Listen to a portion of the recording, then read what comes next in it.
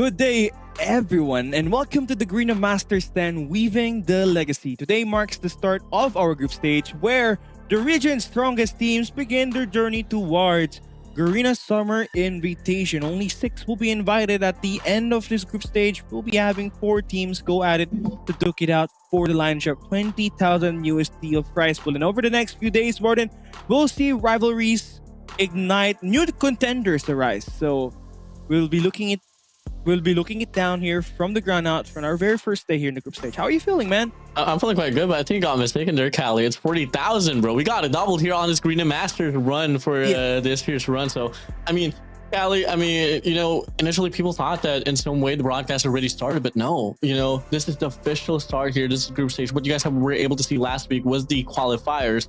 So we got 4 days in line, and right after that, we're going to have a bit of a break, and then we're going to continue towards the playoffs. So it's a very compactful schedule we're going to be having here, Kali.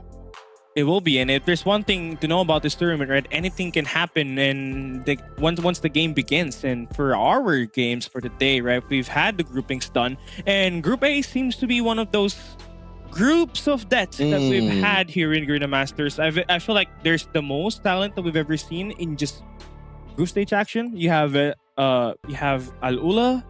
But also we have their MG OBLIVION, Team Star Magic, and SKAERI, 4 of which are actually, very staple teams in the Garena Masters circuit. So for them to be all in one group, it's sad.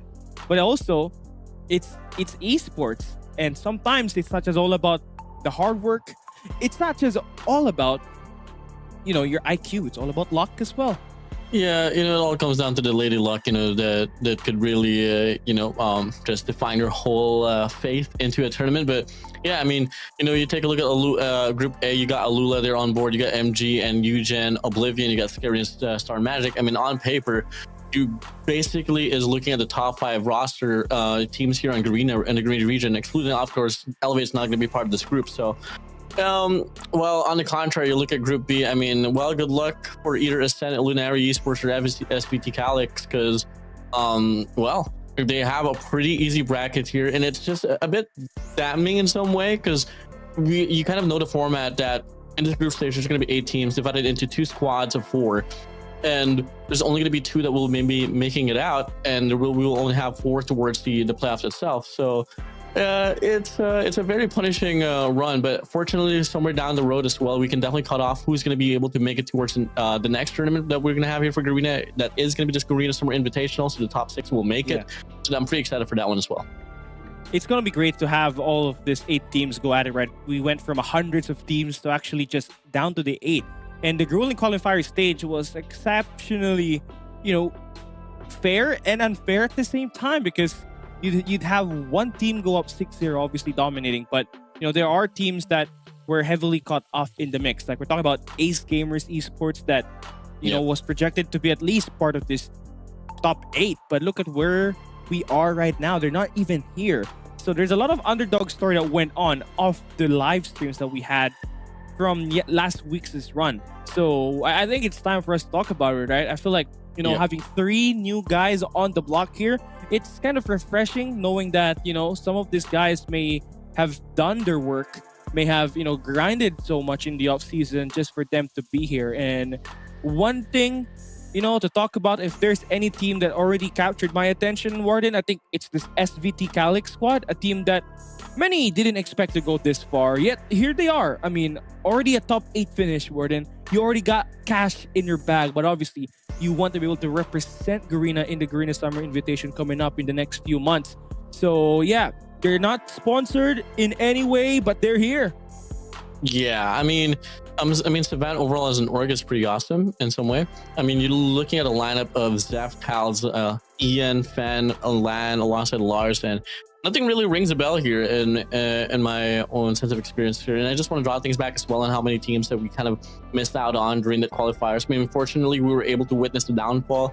I mean, I don't want to say fortunately, but in some way we were, able to see the fall of the Star Boys, aka the back-to-back Gladiators champions. And I feel like they were bound to be one of those teams that is deserving to have on the spot. But unfortunately, they got punished quite heavily on the run there. I think they went against Elevate and SKAERI back to back in their initial runs for their Swiss stage. And alongside that as well, you know, you got to talk about Trentitos. I mean, they had a lot of OG players there. You got to talk about MJ alongside Edsel in that roster. I was kind of shocked that they didn't make it as well, but hey, it is what it is. We filter out the talents, and now we got top 8 here on board.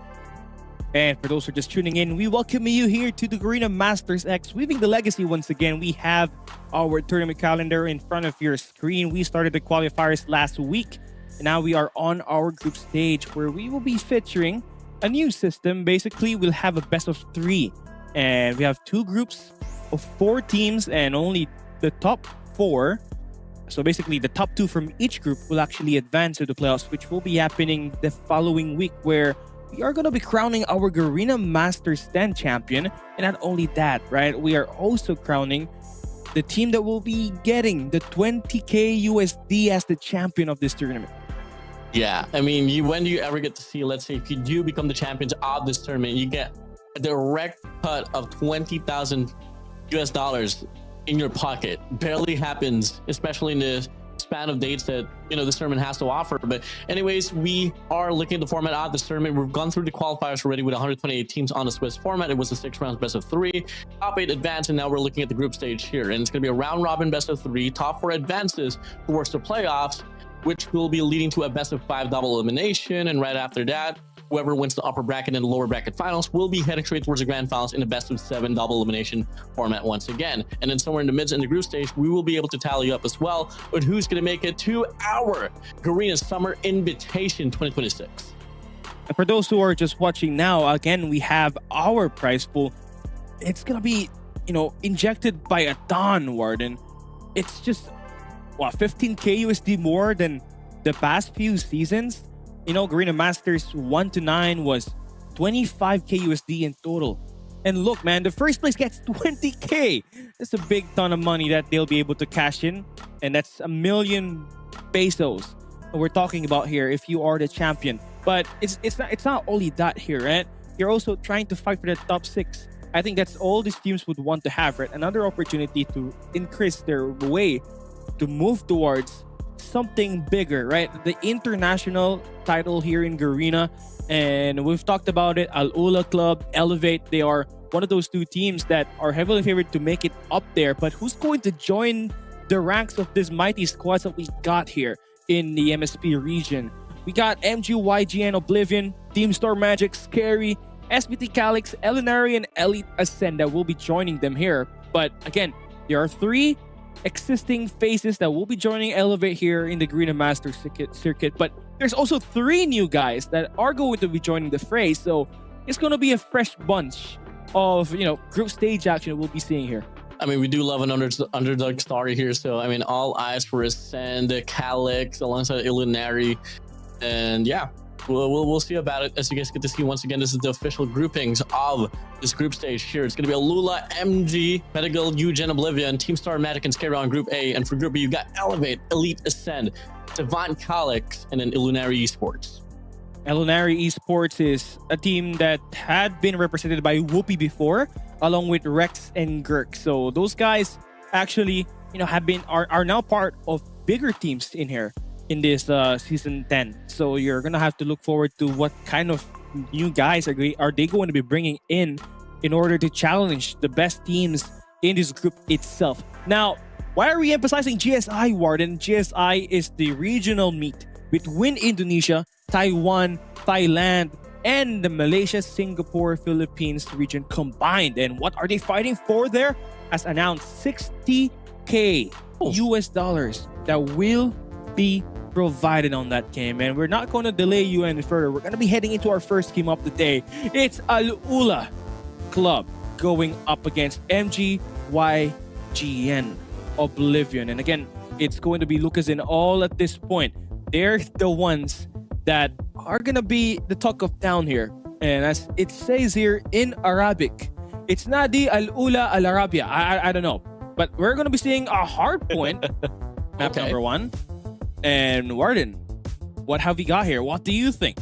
ALULA takes away Arsenal Hardpoint, Hardpoint alongside GSI, MG, Oblivion, finding the means to ban out, take off Hardpoint, and extend a Hardpoint. So in some way, we're going to get a combine here, Kali. I mean, I'm pretty surprised to see this.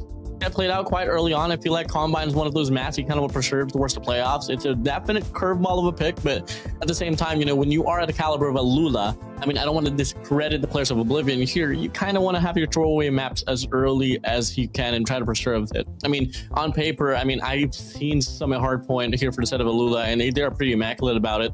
But in all honesty, hey, let's just run it down. Let's see how this one goes. This is going to be a tough pick, honestly, for MG.YGN because ALULA, before known as Stalwart Esports, Combine was one of their best maps. And who runs the show when Hardpoint Combine was being played, Warden? It was Jai. And now they got Lucasyn and Jai on the roster. So that dynamic is going to change, obviously. But you're going to be expecting a tougher fight here. You're dealing with a squad that excels so much in close-range maps. And it's weird because you would think that ALULA is supposed to be the one banning Takeoff and Hacienda, but the other way around. They actually do ban out Summit Hardpoint up against this team. Maybe there's something that we don't know back in the back end that ALULA knows up against Oblivion and why we had to be brought into a Combine. Yeah, I mean, we'll see about it. I mean, let's just talk about the map here, the nature overall. I feel like this is one of those maps in the competitive pool right now that can separate in regards to how you play this one out. I feel like hard anchoring is a must inside of this map because of how the spawns are so defined if ever you get backside control from P2 to P3. And yeah, definite gunfights, especially coming from the shotguns and the SMGs, has to be talked about quite well. I mean, if you look at the dynamics here for the set of ALULA, it's a pretty team on paper. I mean, you got Clove running the shotgun, and then you got ALULA Lucasyn. Shockingly, one of the more prominently not known players in regards to playing objective time, now finally finding himself inside of the hill. So this whole restructure from the side of formerly known Stalwart Esports, now ALULA, is a pretty depthful of a team here, Kali. It's going to be hard, again, for us to see MG.YGN winning this, but I'm all for the show. We're talking about the players now. We mentioned Lucasyn. We've mentioned, obviously, every star player that ALULA has. It's basically, you know, such a star-studded roster that you're going to have to deal with here. So MG.YGN, what does this young, scrappy team have in order for them to take down the likes of this ALULA club team that we have? Hacienda, Hardpoint is not going to be played here, which was supposed to be the most played map for ALULA here. They're going to be bringing us into a Combine map, and the first engagement actually going to be won out here by Clove. Early 4 eliminations, free coming in for the GOAT, and Oblivion are going to need to stack the point here to stop that bleeding. Yeah, this is something you got to be cautious about here. You know, you don't want Clove to have the space created for the side of ALULA, and enough just like that now, they're going to be able to just uneffortlessly just flip the spawns away from the side of MG.YGN Oblivion. So the first 30 seconds here, rightfully owned by the side of ALULA and looking to be the sub 30 as well. 20 seconds remaining, and well, spawns remains to be pretty volatile. It does get flipped apart, and soon enough, I mean, as we wrap things up here for the speed 1, that's the time that we can definitely see some definition. Yeah, thinking about bigger picture, you want to have this next rotation on hold, and that's why FTX is showing up right now with the HS0405. Not exactly the weapon of choice for a man like him, but we've seen him transition from an AR to SMG, so that shotgun looks pretty good up against Oblivion on the early get-go. Quite a big lead that they have off the start of this P1 as we go to P2. You're going to start to worry a bit here for Oblivion, where they're just kind of spawning out right now, and look at the kill feed every time. It's always been a skill streak coming in for ALULA. Yeah, perfect methodical hold here from the side of ALULA. I mean, they got one guy just anchoring towards the back that is going to be Clove now, but earlier he was extending there towards the mid-map, knowing for damn sure as well that spawns won't get flip apart. It's just going to be defined there towards the rock side. Finally, a bit more breathing room here from the side of Oblivion, but they're just inching closer towards the hill. It's just a matter of questioning, can they break it? Only one side they're going to go for a push from. 3-man push they go. They finally find themselves inside of the hill, but it's just all going to come down to the sustainability, and it's going to be a pinch to be offered here by the side of ALULA. Once again, they take the hill right back. Look at how they go whenever they bring all those operators. Always high value. And that's punishing Oblivion as they go and live by this map at the moment. 8 seconds remaining here. You kind of did the new spawn, so you're going to have to start to wonder, how are you going to be able to hold this one for a bit? You got no operators available for now. So you're going to have to win the raw vanilla guns as you push here. Missile Shield coming through for Skur. That Switchblade, it is knocking, it's busted.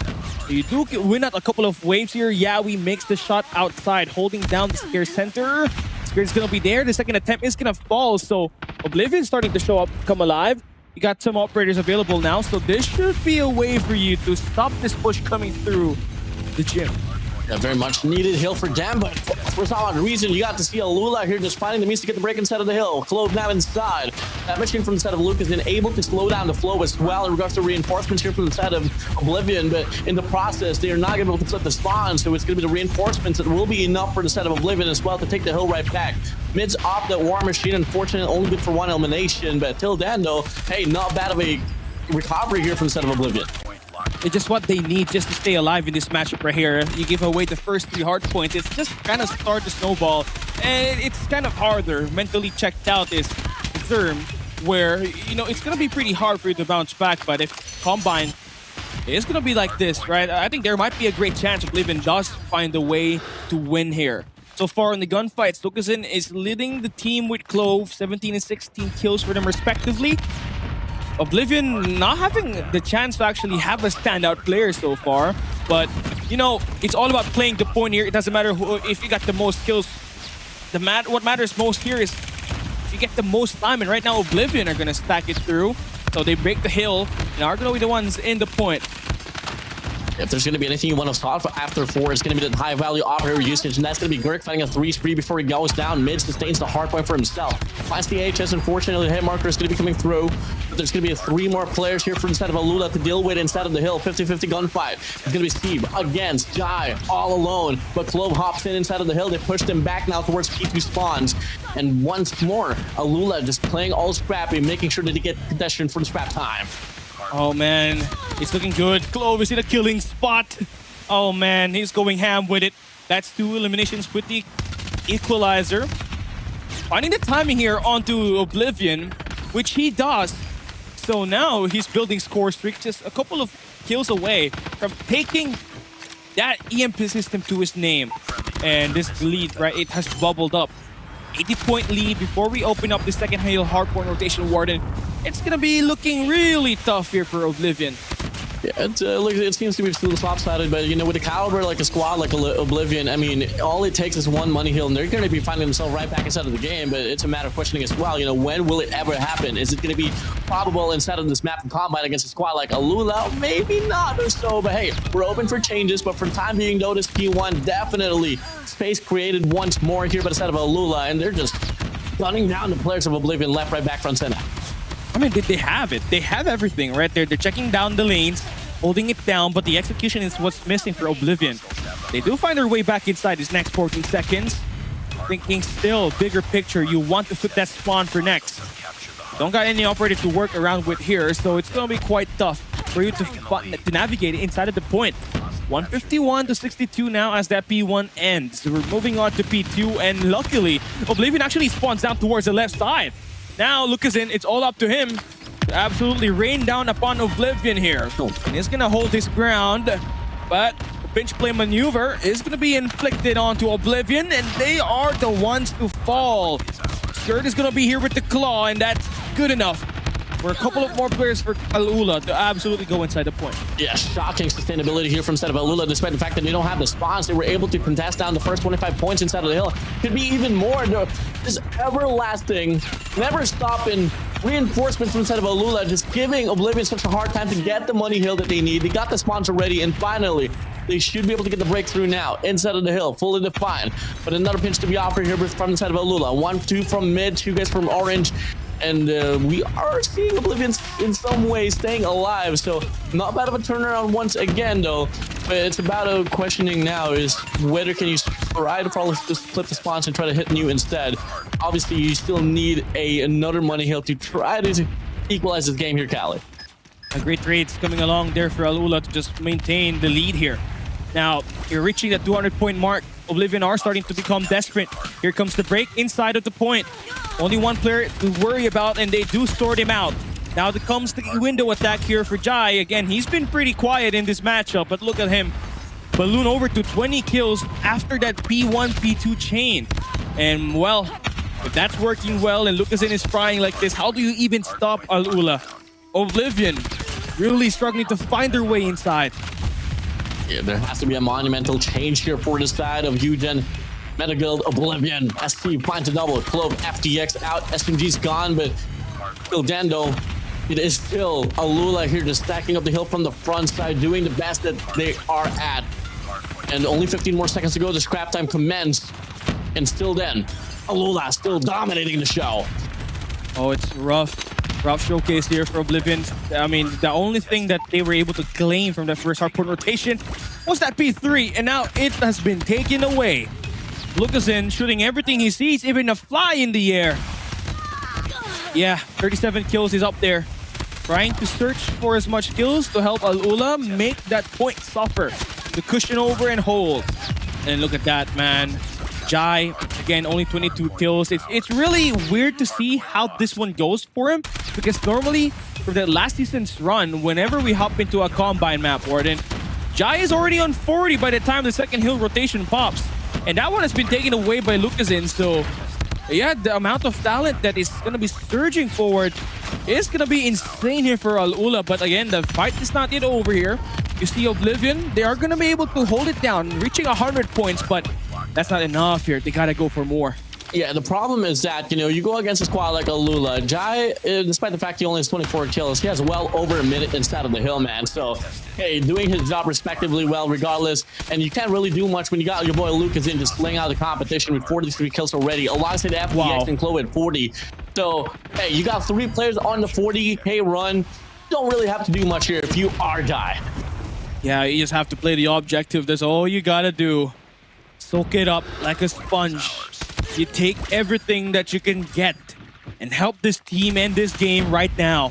Oblivion are nowhere near to contest this game. Only 20 points for ALULA to take this.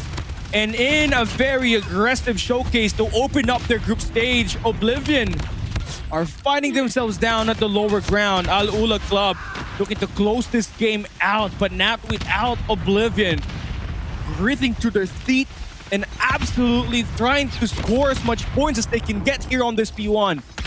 I mean, you can definitely tell that the prowess there from the set of Oblivion is not really lacking in regards to gunfights. It's just so more the execution, just the team play trades more spot on here from the set of ALULA, and the aggression just initially just pay off much more as well here for them. Now, P1's not going to be a hard point that we're going to be closing things out on. G2's definitely going to be opening up, and if you take a look at the map as well, Meta Guild, GSI, Oblivion, they got the early rotation, so things can still look alive here for them. Yeah, seems like we've got a new kind of flow heading towards Oblivion here. Now you gotta have to take care of your spawn. ALULA are now gonna be trying to surge from the front through the water side as well, and they flip this spawn, and that might be it. Oblivion are gonna be laid down here at water. We got a couple of operators absolutely invested in finding huge value. ALULA are not gonna slow down. They remain to move forward.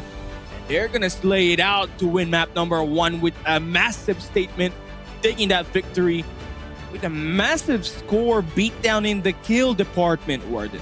Yeah, there was just certain factors where you had to mention ALULA quite well, where, you know, spawns, we talked about it. I mean, we initially talked about it, Kali, before this map started, is that Combine is one of those maps you might just have to anchor down, get some high definition, because it's a pretty hard hill to break through from. But initially, ALULA was like, well, it doesn't matter what spawns we're going to be coming from. The gunfights, trades, pinches, it's just so overwhelmingly well done there from the set of ALULA. I mean, absolute masterclass performance here for them. Oh, man. If Jai is going to be playing like that, not having to use, you know, the maximum power that he could provide for his team, what more could they do in the bigger stage? What more could they do up against the rival Elevate? Remember, coming into this series, coming into this season, ALULA Club, before known as Stalwart Esports, is the current reigning defending champions. So they want to go back to back. They want to score that win. They want that 20K USD as the champion. And they begin their campaign with a massive performance coming out from the GOAT of Brazil, Lucasen. I believe he scored 50 points, if I'm not mistaken. Yeah, right around there. Yeah, right around ballpark of 50. I mean, Kali, there's just a lot of speculation. You know, did Jai slow down? He's not really fragging out. I mean, take a look at the board, brother.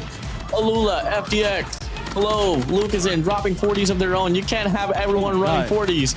And the thing is, the layer of defense that ALULA has is pretty scary on paper. I mean, you got FDX Lowe's laying it out from the first hand, and then you had Lucas in as well supporting around the parameter. And then after that, if you ever go through that, you got to deal with Giants out of the hill. Yeah, I forgot that Clove was actually part of the team. I think I've only mentioned him once or twice that game due to the amount of frags that we were seeing every time, either to FDX or almost everybody except Clove there, but he's held his own. A sub 50 kill for both Lucasin and Clove.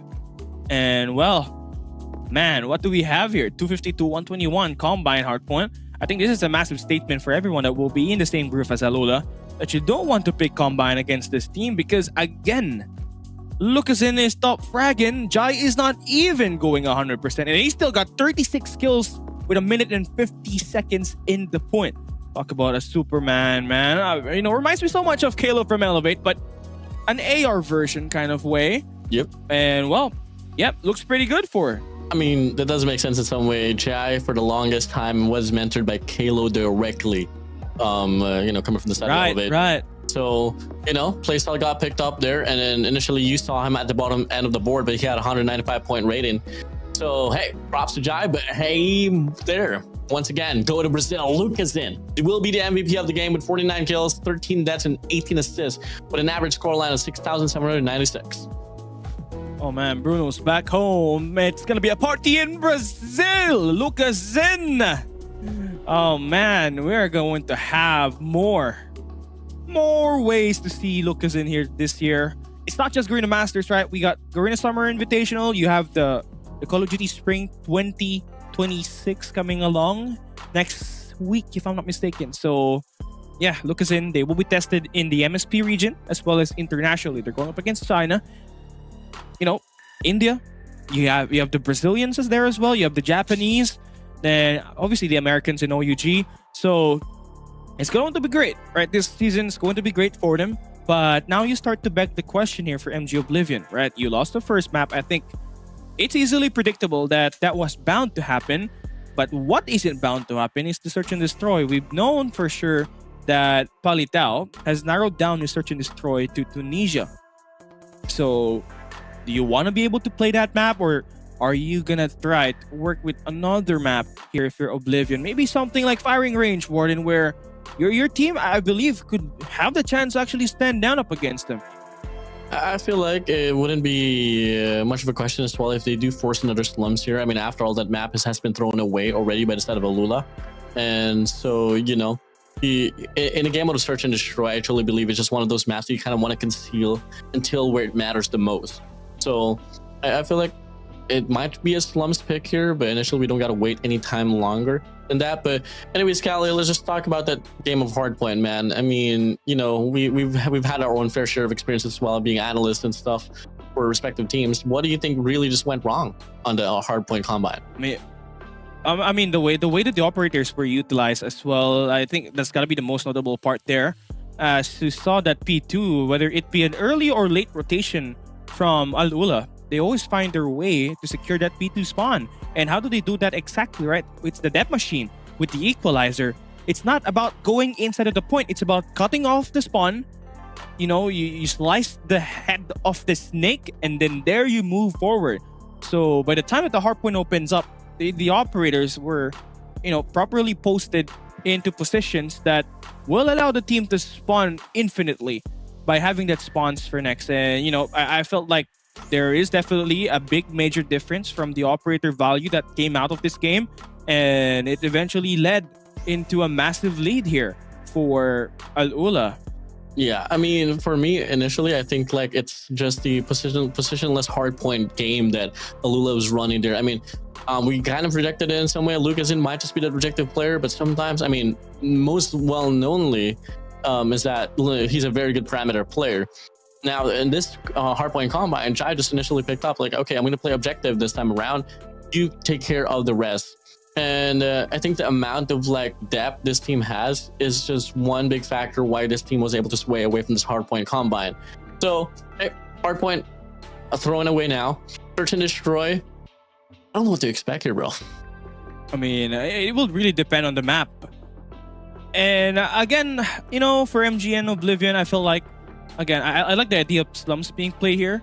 I feel like that could be a map potentially that could expose, but then what could be ALULA's, depth in terms of playing it. But yeah, they're gonna ban it out, right? They don't want Wadudu or Yawi, aka Epochs, to run them down over there. I also asked for us to see a firing range, but it seems like we're not gonna see that. It's gonna be banned out there by ALULA, so we're gonna be playing a coastal map. A map that they're pretty adept on. Honestly, they played it up against Team Star Magic during the qualifiers. They were pretty good with the way that they showed up with the plays on the attack. You saw that mid attack going to the A side to the B side through the stairs. So let's see if they're gonna have a bit more of their playbook exposed here today. Because yeah, Coastal, it can be really hard to come up with ideas. How do you want to attack here? Because the defenders are always in a nice position around the point, around the bomb sites. Yeah, actually, this is one of the maps that I failed to mention that they were able to bring out already in the qualifiers. So, yeah, I don't think it's too much of a gamble here for them as long as they play this map fundamentally well, which they're absolutely good at. They should be able to run away with this one as well. But, MG.YGN, Oblivion, we don't want to discredit them. After all, if you take a look at just not the amount of accolades, but more so just the year time experience, you have a lot of experienced player there from the set of Oblivion. So it's just all going to come down to who's going to have a better day here in the map of Coastal. Yeah, Coastal, it's going to be, part of the pool it was part of the pool last year. And these guys are not going to be, as new to it as they've been exposed to it already by a lot during the Garena Masters 8 and 9 season, not including the Garena Invitation as well as the Garena Stage 4. So yeah, we're waiting for this game to start. Let's talk about the players, right? I think the sniper duo, the sniper battle is going to be the one at stakes here, right? I mean, ALULA Lucasen is most likely going to be their main sniper once again. And how is he gonna do up against mids or maybe epochs in this game? Yeah, I think pretty much everyone can wield the sniper here for the set of ALULA except for Skirt and Clove. So you love to see that, no?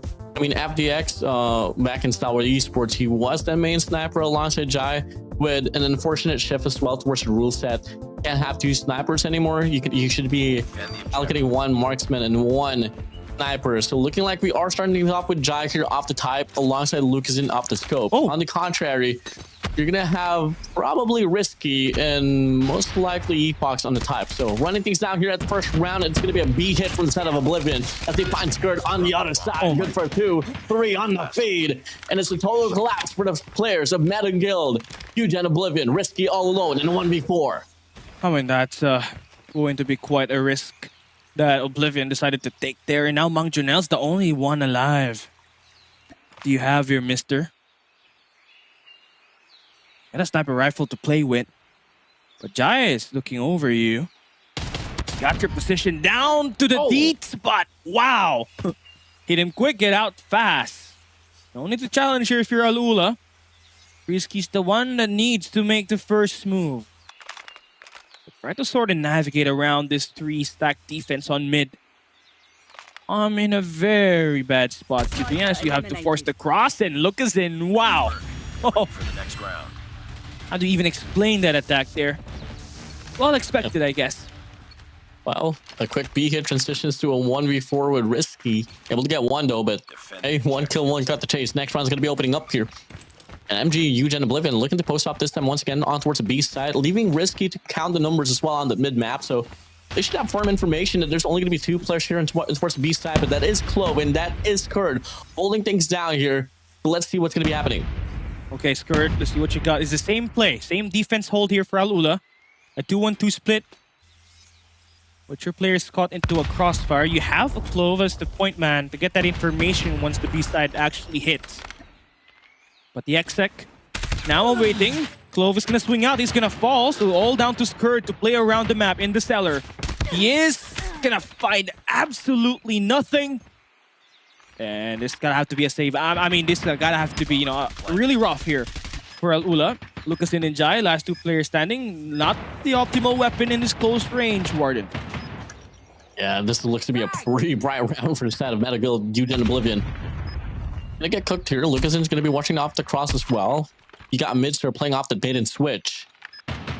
This is a pretty hard one. I mean, they can try to get the isolation here for the kills, but mid's good enough for one. Jai out, Lucas in all alone as Yowie shuts him away. Beautiful respondment from the set of Oblivion. And that could be, you know, a big hole that they can actually abuse, right? I mean, 2-1-2 split there for ALULA. Let's see if they're going to have an adjustment to the way that they react at this. Seems most likely not. It's going to be a strong A setup. And Oblivion are on their way. Yeah. I'm going to hear all this noise from downtown. It'd be a pretty great read here from the set of ALULA. Nonetheless, MG.YGN Oblivion can make something work once again. The nades cook. FDX gets stacked up inside of the side. Jai finds one for himself. Gurk is out from the back as well. That is going to be Lucas, on the main, holding things down with a sniper, but mid shuts him away. That's a 2v2, but the response too quick from the side of ALULA, and now it's going to be Steve all alone here up against Skird and Clove, but they're not going to waste time. They got him tagged up. They chase him down with a machine pistol, and that's going to be a quick retake from the side of ALULA. As Skird is the one that is heavily underlooked now because you have Lucas in, Jai, Clove, all the superstar in this whole ass team. But never forget, Skird is one of those guys that will never fail to clutch up whenever they need so. Smarter guy, but they'll have to slow it down here a bit. They do confirm that there are a couple of players on this B-side cafeteria after those nades hit. And those utilities, it makes the whole difference to get a read on how rounds go. So Dirk's gonna try to check him out. They are gonna hit it. First blood already drawn. Look at it with the double. And now you're gonna have to meet Clove in front of your face on this B site. You are in trouble. Skirt is on the hunt. And Clove there for the beatdown. One guy down, two more to go. A quick run of a post-up now. I mean, you got Mids and Yowie holding things down here on towards the B main. You got to deal with two players still on towards the B side.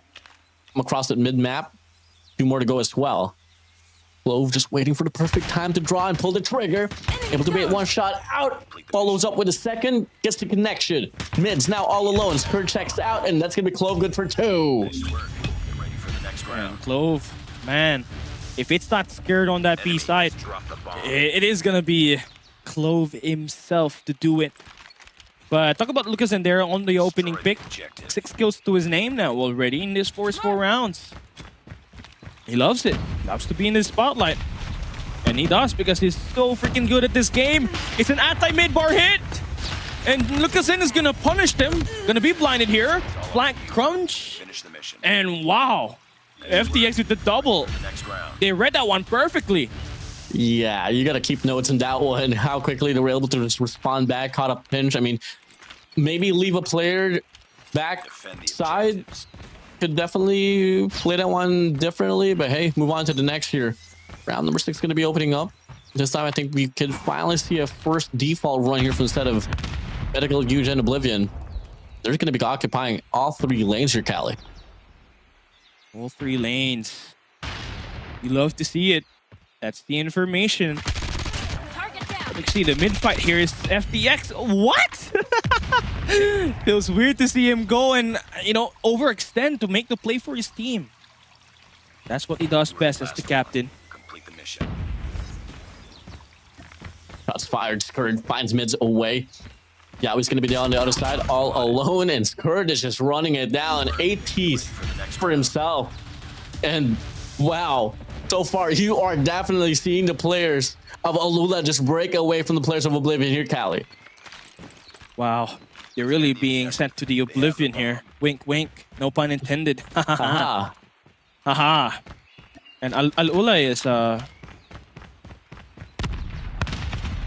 don't know, man. Do you say are they throwing in, are they setting up plays? Is it just defaults or whatnot? They do definitely have what it takes, right? They got the protocols that set up, and you can see the crossfire there between Skird and Clove. Wow! Let's just say it's them running it down with absolute confidence. That's one thing for sure. The connection. The connection. The connection. WWW. The connection. Oblivion. The internet. Connection. Bluetooth device successfully connected there between Clove and SKAERI. Honestly, I know what, if we got a replay, I want to see how that one went, because the stun was perfect there for Clove to go ham on that B side. Yeah. I mean, individuality is something that you really have to talk about. When we look at that, Lucas is just able to slip by with his life. Got an interesting fight here on his mid map, and that's going to be a VMP for the set of FDX. Going to be an RUS. Got SKAERI here running the Odin down as well, pushing through. Grix posted up here down below, finds one. The trade's going to be there for SKAERI, but hey, finds Lucas in the process. It's a 2v3 here, still a pretty doable round. 2v4 actually. Come on, Risky. Come on, Risky. See what you got here. You signed out for that. Now your information is exposed. Epox with the shutdown. As is going to be his third kill. Risky, come on. A hot dog. That's your kill. You only got one. You need two here to make this game manageable. Yeah, we're going to be tested once again. He's going to fall. Jai with the trade. And MG.YGN left to make the play. And he's going to get shot down by Jai. A 2-tap to the head. A nice clean haircut. That's a barber. Well, maybe a 2-block, I would say. I mean, Jai gave MG.YGN right there. 7-1. Definitely a better haircut than your barber gave you, Kali. Only for sure. Bro asked for a 2-block, got a block instead. Pushing in now instead of the side. Moving over, ALULA just pushing wild and ham on towards the B side. Kali, I mean, we're looking at match point already here for the side of ALULA. It already is. The way things have looked, this bomb plan is going to make it harsher for Oblivion to win this round. And FDX, oh, he's searching. He wants these kills. And now as he swings, that's a 3-piece for Mr. FDX to deliver another choppy delivery. Yep. That's wild, Kali. Hey, wild, no. 8 for 1 to go. FDX with 12. Shout With out an to Madman. SMG. Shout out to everyone. Shout out to the families and friends of Oblivion, as they are definitely about to get sent into Oblivion. As Clove FDX finds Risky and Gurk away. It's a 5v3 right off the get-go. 1 minute and 40 seconds left on the clock, but it doesn't even have to boil down to that. It's just Lucas in with his flicks on the mid-map. Yeah, we see what more can you do? Absolutely nothing. Masterclass performance from the side of ALULA. 91 to scoreline. And ALULA will be taking home their very first series to start off their campaign at the Garena Masters X, winning the legacy. As expected from this sports club right here. They only want the best. They only want the best. I want to see Wolves in ALULA, not in COD though, but in football. Wolverhampton and ALULA. Let's see. Which players does ALULA have in their football team? Let me search it up. ALULA means the one. ALULA means the one. That's one. No pun intended there. But ALULA club, you know, they've really expanded over towards esports. And man, the thing that they did in the Saudi Esports League, being the champion there with Lucazin, and now having the chance to, you know, represent Garena here. You know, Lucazin brought his sponsor ALULA into Garena, and for some odd reason, the team that he brought in absolutely was the third best team last year.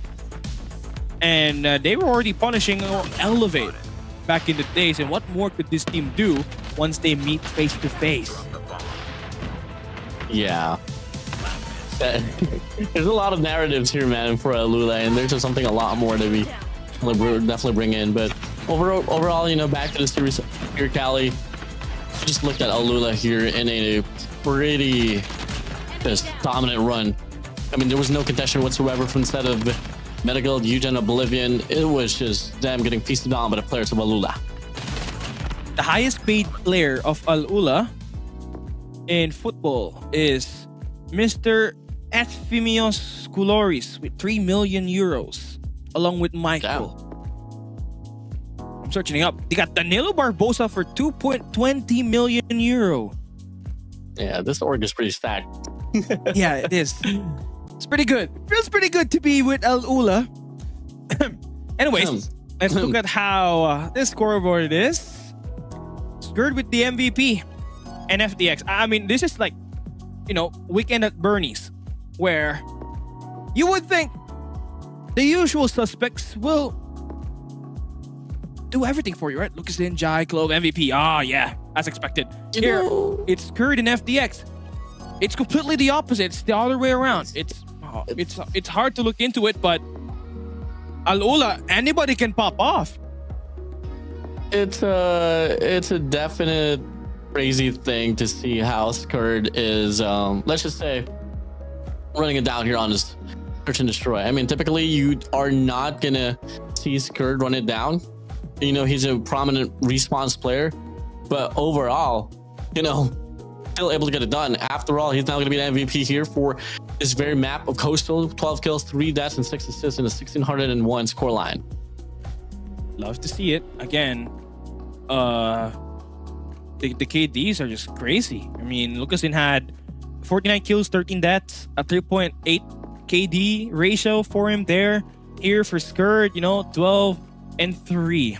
Man, that's a 4.0 KD. I think this is the total quality that ALULA has been able to provide in this tournament. I feel like, this is one of those moments where you're just gonna have to go in. It's just another day in the office. The real challenge is going up against Elevate, really.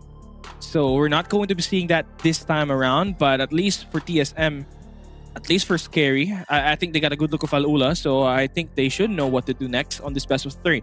But yeah, best of 3 series in this group stage, Warden. So that means this first series is done and over with, and we're not going to be playing map number 3.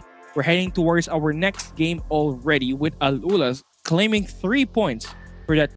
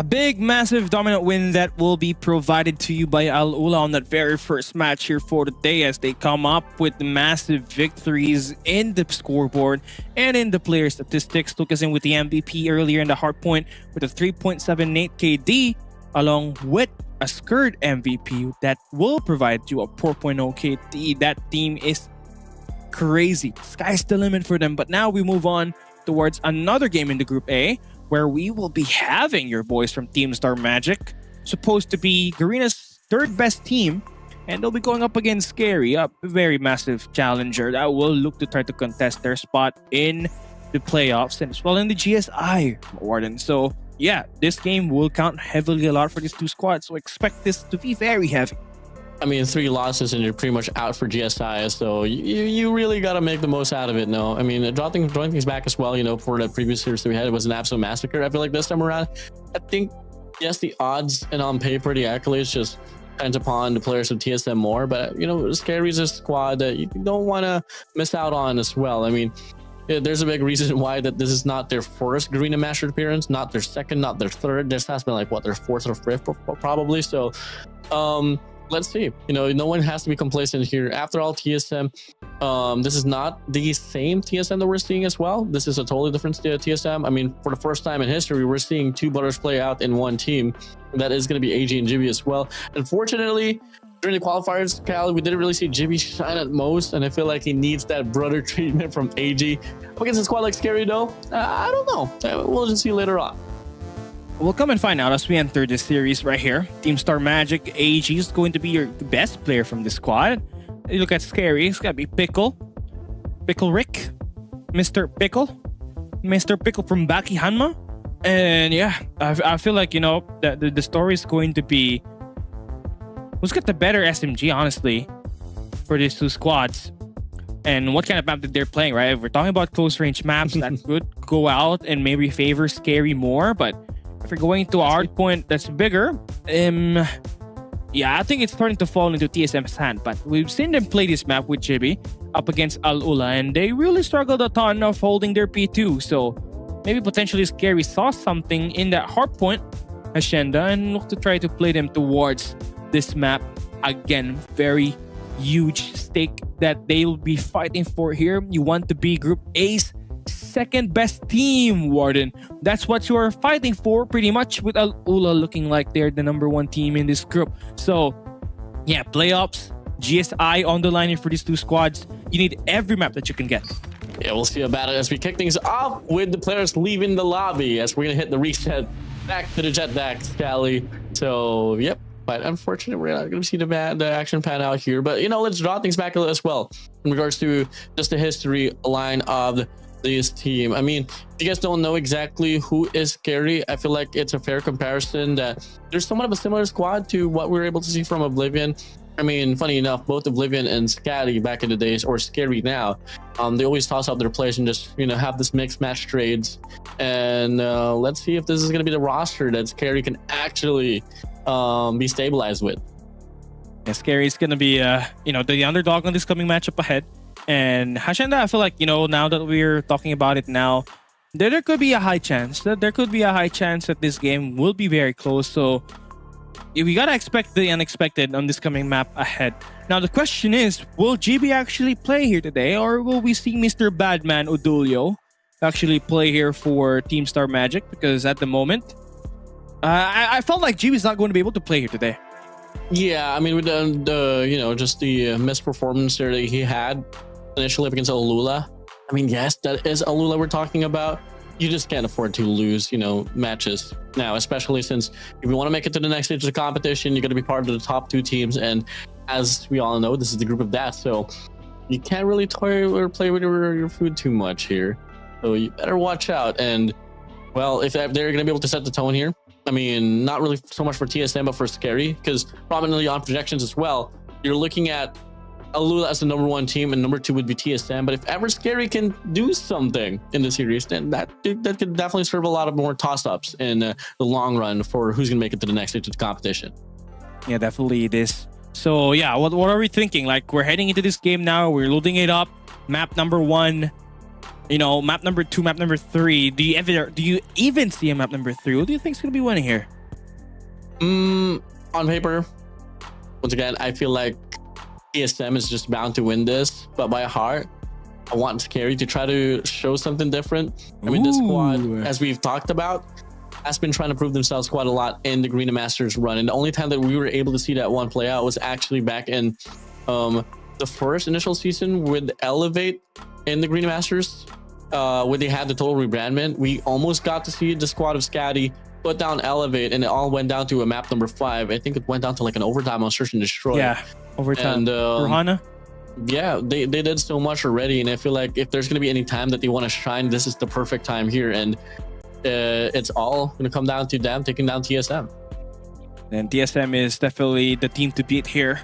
Now, honestly, you know, we've been begging for teams to be able to show us something new, because we're tired of ALULA. We're tired of Elevate. We've seen you guys so much. We're looking for a team that can rival those of the caliber of those two juggernauts here in the MSP region. And a team that has only beaten them once, I believe, was back in Garena Summer Invitational 2025, where ABC Esports actually took down TSM and Stalwart Esports. So, hey, that team is long gone. And again, we're in the search for the MSP third best team. I felt like it has to be in our region where you search for the third best team in Garena. And there you have it. You know, we had a lot of speculations as well. What's going to be the lineup to be looking like for Team Star Magic? JB's going to be out. Badman's going to be subbing in. So, hey, Badman was an initial pickoff back in the days, you know, with a former Blacklist International roster. He got picked up by Wolf, and he was definitely slaying it out. So, massive change here, but would definitely pay off the prize, especially if they can start to get the connection. But for the time being, the honest P1, most of the time does still go to the side of TSM. SKAERI, not too bad of a fight, though. But 10 more seconds to go. Conversations will be new now, as P2 is going to be opening up. P2 coming up right next. That's the problem for Team Star Magic. Yes, they're weak. Well, I don't know. I just came up with the word. But yeah, last week, Star Magic against ALULA, they had it rough against Lucasin. They were getting shut down most of the time. But hey, Rex was a positive on that map. Scored 50 kills, the highest in the lobby, at the point of, you know, contention. So let's see if we're going to be seeing the same Rex that we'll be able to show here. As, yeah, Team Star Magic are definitely going to have their lead cut down. As SKAERI now finally takes the lead. Pickle looking pretty good. Again, it's all about Pickle. If he plays great, there's a high chance that SKAERI does take the map. Yeah, massive Tempest investment as well here for instead of Momra. Good for 2. Rex, Josh is going to be out. Ramsey drops down here towards Panic side. Looks to put themselves back inside of the hill. They're pretty much solidified here, man. I mean, ever since they were able to get the break, no contention whatsoever from side of TSM. Maybe not until now, but Ramsey still slaying it out off the top. Good for 3, 4 eliminations to his name. And the scrap time will be happening here with no contention whatsoever. Still more from side of TSM. Definitely pretty much a full 60 for side of SKAERI. Yeah, it still rings through that P2 is a bigger problem here for Team Star Magic.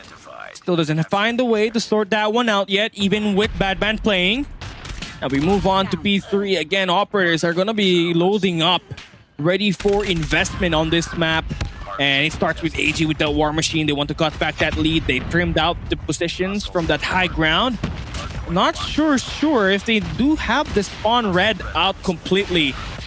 I feel like they do, but the execution here, it's only AG that's doing the damage. So Team Star Magic, despite that earlier rotation, they come up with nothing. SKAERI's gonna be the one running loose inside the point. Savio's got the operator invested.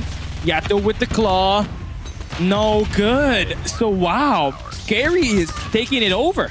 Yeah, definitely massive change here from the side of SKAERI. I mean, TSM at the midst of the hard point, they went out and go for the investment of a double operator run, but SKAERI spawned back with 3, and they're gonna be able to get the most value out of it. 10 more seconds to go. SKAERI on a roll. Oh man, they're pretty good. They know what's up. Hacienda Hardpoint, it's definitely one of their maps that they can look to exploit. Team Star Magic at the moment. Sebio with 13 kills to his name. He's got a spree detected. Predator Missile will confirm those two guys coming through water side. So SKAERI are gonna have full advantage when it comes to swinging this, and Chroma with the huge pop-off.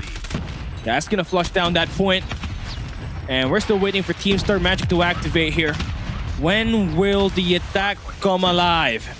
Badman's gonna be investing that equalizer here, and still no value from that. And you receive SKAERI that lacking power from Team Star Magic right now is allowing SKAERI to make sure that the point remains firm. Get it all, Ziggy boy. SKAERI, Team Star Magic. Still a 50-50 fight nonetheless, though. Finally, a bit of a breakthrough. They are able to flow out the players with SKAERI, so very much needed sub 20 seconds here on this P4. And if ever they can claim this, they can probably drop down the lead to 40. Until then, though, as they hit the reset, it's a pretty immaculate, impressive lead here done by the players of SKAERI. And I wasn't totally expecting this one at all. I mean, hence, we predicted that P2 is going to be slopsided for the side of TSM, but the P3 chain, especially with the operators clicking in for the side of TSM, very disappointing. That was. I mean, you know, Team Star Magic is definitely gonna look like that. They're gonna fight back here. Again, the problem that they gotta fix is that P2. SKAERI is gonna be eyeing for that here as we reset and head back to P1. Sebio, that's done pretty good. Again, up there with your boy Mommer in terms of setting up the kills and the pace of this match. Now for Team Star Magic, you know, AG is basically carrying the load. He's got 23 to his name, and his teammates, again, are still trying to come alive and play the point as much as they can. I tell you what, though, SKAERI's hill pressure, it's definitely up there. It's definitely not looking bad at all. I mean, not too shabby, I would say, but, you know, much more expected now.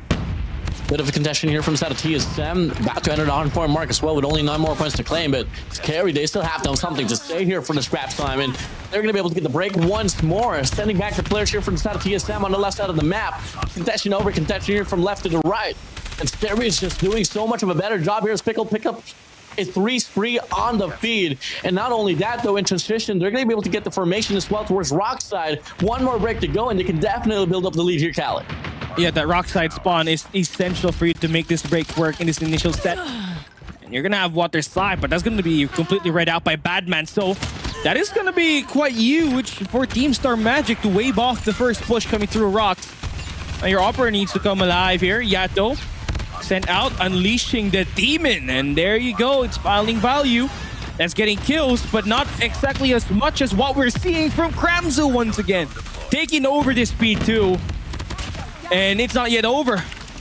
They still got more operators available for them to use to keep this lead within the reach for SKAERI to absolutely end this game. Yeah, it's a story here for the new gens. Kramzus laying it out. Perfect value off the operator. Now it's going to be AJ trying to put himself involved into the mixture, but he gets denied. SKAERI breaking loose once again on this P2. Hit the rotation now towards P3. Can we see a different story from the side of TSM? Oh boy, I'm waiting for something new here. AG, what do you got? Team Star Magic, is this the start of the comeback, or will this continue to be the doomfall of Team Star Magic on this map? SKAERI are the ones running loose. Despite being the underdog, they're the ones eating this team alive. What magic could potentially offset SKAERI's attempt in snowballing this whole show in their name? Definite change here has to be talked about. Rex was the slayer amongst all men in that matchup against ALULA. Now he's trailing here with the least amount of kills here. I don't exactly know what's happening, but for damn sure. Admin, a bit of time for him to pick it up. Good for 3 spree before he goes down. Yato from the top side as well, able to get the players cut down. Very much needed. 15 seconds remaining on this P3. TSM owning this one through as they're going to be able to cut down the lead to just 30 points as we hit the rotations down to P4. The guys have been loading up. They're chaining. They're gaining. They are gaining that traction enough for them to try to snowball this one as well to their name. That P3 to P4 chain. That's what Team Star Magic is all about. And now the Magic. Will we see it again? Early rotation fights will be won by Sebio, who finds the triple. Respawn back will be created. A scrunch will be made. Team Star Magic will be able to attack in multiple angles, but that is not enough. In the name of Pickle, I slay you. The death machine in his hands now. And Team Star Magic bound to get more of their wounds wide open. SKAERI in the point, and they're gonna remain firm inside. 30 remaining now here on this P4. Yato from the top side. You got player 1, Rex is watching sustain for deal alive, but the players of SKAERI is immaculate with the trades once again, and they flip the spawns. Josh going to be all alone, and they get the read as well. 30 more points for SKAERI to enter the 200-point mark. And they're just rightfully owning this one through. AG in desperate measures, in desperado mode, whips out the War Machine just to stop the bleeding. But was it worth it at the end? I don't think so. But till then, you got to play for every point that this game has to offer. TSM definitely hanging on for dear life. A completely outpaced here.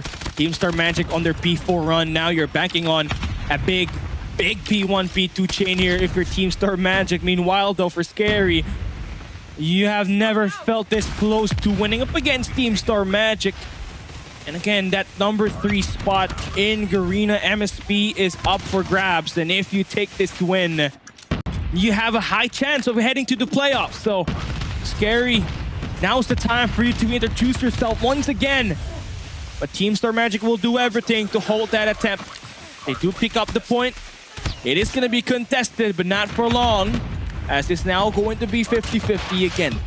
I mean, as we iterated, I mean, TSM, number 3 squad, number 2 squad in this very group of the group stage. And if ever Scary can change the tide to the game, then the stories has been flipped as early as the first day of this group stage. But the game is never over, not until it's done. As we get to see now here, T1 gets crapped off by the players of Scary. TSM, they get the read as well, but there's going to be 2 players that they got to worry about. And look at the operators here charged up for the side of Scary. Sebio, Kramzu, Broma, ready for some investments alongside Yato and Rex on the contrary as they whip it out. The claw alongside the Tempest will be brought out by the players of TSM, but is it going to be enough for them to be able to get the break and get some definition? The answer will be no. Both gets dropped. Scary once again on a roll. But the problem here now is that Chroma is alone, but he brings out the claw in the best possible time. The Hardpoint will remain in Scary's hands, but 4 guys stacking in front of their rocks, and they're gonna make the break inside of the point now. It is up for Scary to hold it down, but they all fall. Star Magic, this next 28 seconds will be big for them to come right back up from the ground. Pickle and his teammate Sebio swinging, but they will not be winning. Star Magic with the heave from AG's 58 going strong. This game is far from over. We're heading on to new. Crucial break here at the latter part of this P2. It's a foot race now here for P3. That could be where Scary can end the game here, Cali. Mamra has his Tempest. No operators to be found for the side of TSM. Only 21 more points to claim here, man. I mean, 19 more points to claim here for the side of Scary, and it could be game. Okay, Scary. Now's the time to introduce yourself here. You are 19 points away from winning this. Mamra's gonna have that Tempest alive, and winning that tin side is completely what's gonna turn this game around. Star Magic doesn't have any player cutting the cross, so everything is gonna be in front of them, and they're gonna falter. Scary, just 5 points away. Star Magic contesting inside. Desperation is in the air. And they're searching, finding these eliminations. This fight will not end. Star Magic will clear out the point. Spawns will reset. It will be flipped in favor for Star Magic. 15 seconds to hold it down and stop Scary from winning this game. And Josh, he's gonna win it big, along with AG and Rex's Tempest. That War Machine is gonna stop that push. This next 4 seconds will belong in Star Magic's hand, but it's a race to new once again. Scary will be there first. Will they go and end this, or will Star Magic finish it with the best comeback possible in the group stage? AG with the 6-6 kill. That's gonna open up that B4. Yato's gonna hold inside. Does he get the read? Predator missile for AG. A life game provided by one of the best ARs in the world. But this marksman has been the damager for Scary. They have been shut down in the next few waves, and Star Magic might have made the best comeback here in Garena Masters 10. It's not yet over though. Scary, one last heave, one last push. Death Machine in his hands. Batman will take the kill. Josh is inside. It's still contested. The Imp system out. The nades will not connect. It's 18 seconds remaining. It's a fight that will determine the winner of Hardpoint number 1, and Scary will falter. Star Magic with the hold, and when? How long will this take? 249 to 249, and the winner is not yet done. We're moving on to P1. We're moving on to P1. Team Star Magic. From the top, he makes it drop. Rex falls down. Grabs it. No way. AG Will he end it? No way! Grabs! No! What was that? What was that? Okay, first and foremost, I am sorry, Warden. I could not pass it to you. That was insane. Dude, I can't. Jesus. Oh my days. What was that? The most prolonged buildup of a comeback. It went down to a reset for T1 with both teams on 249. Man, I'm lost for words. You took it away, bro. From that game, you should take this one away. I'm out of breath. But from that game, Warden, I think that we deserve 3 slots in the World Championship. Don't you think? Even so far. Oh, TSM. That's gonna hurt badly. That's gonna hurt real badly. A bomber for 80, that's a definite pack and a half. He had what, 70 in that game? How many kills? How many kills did AG at? 68? Man, how is AG not in Elevate? How is he not in ALULA?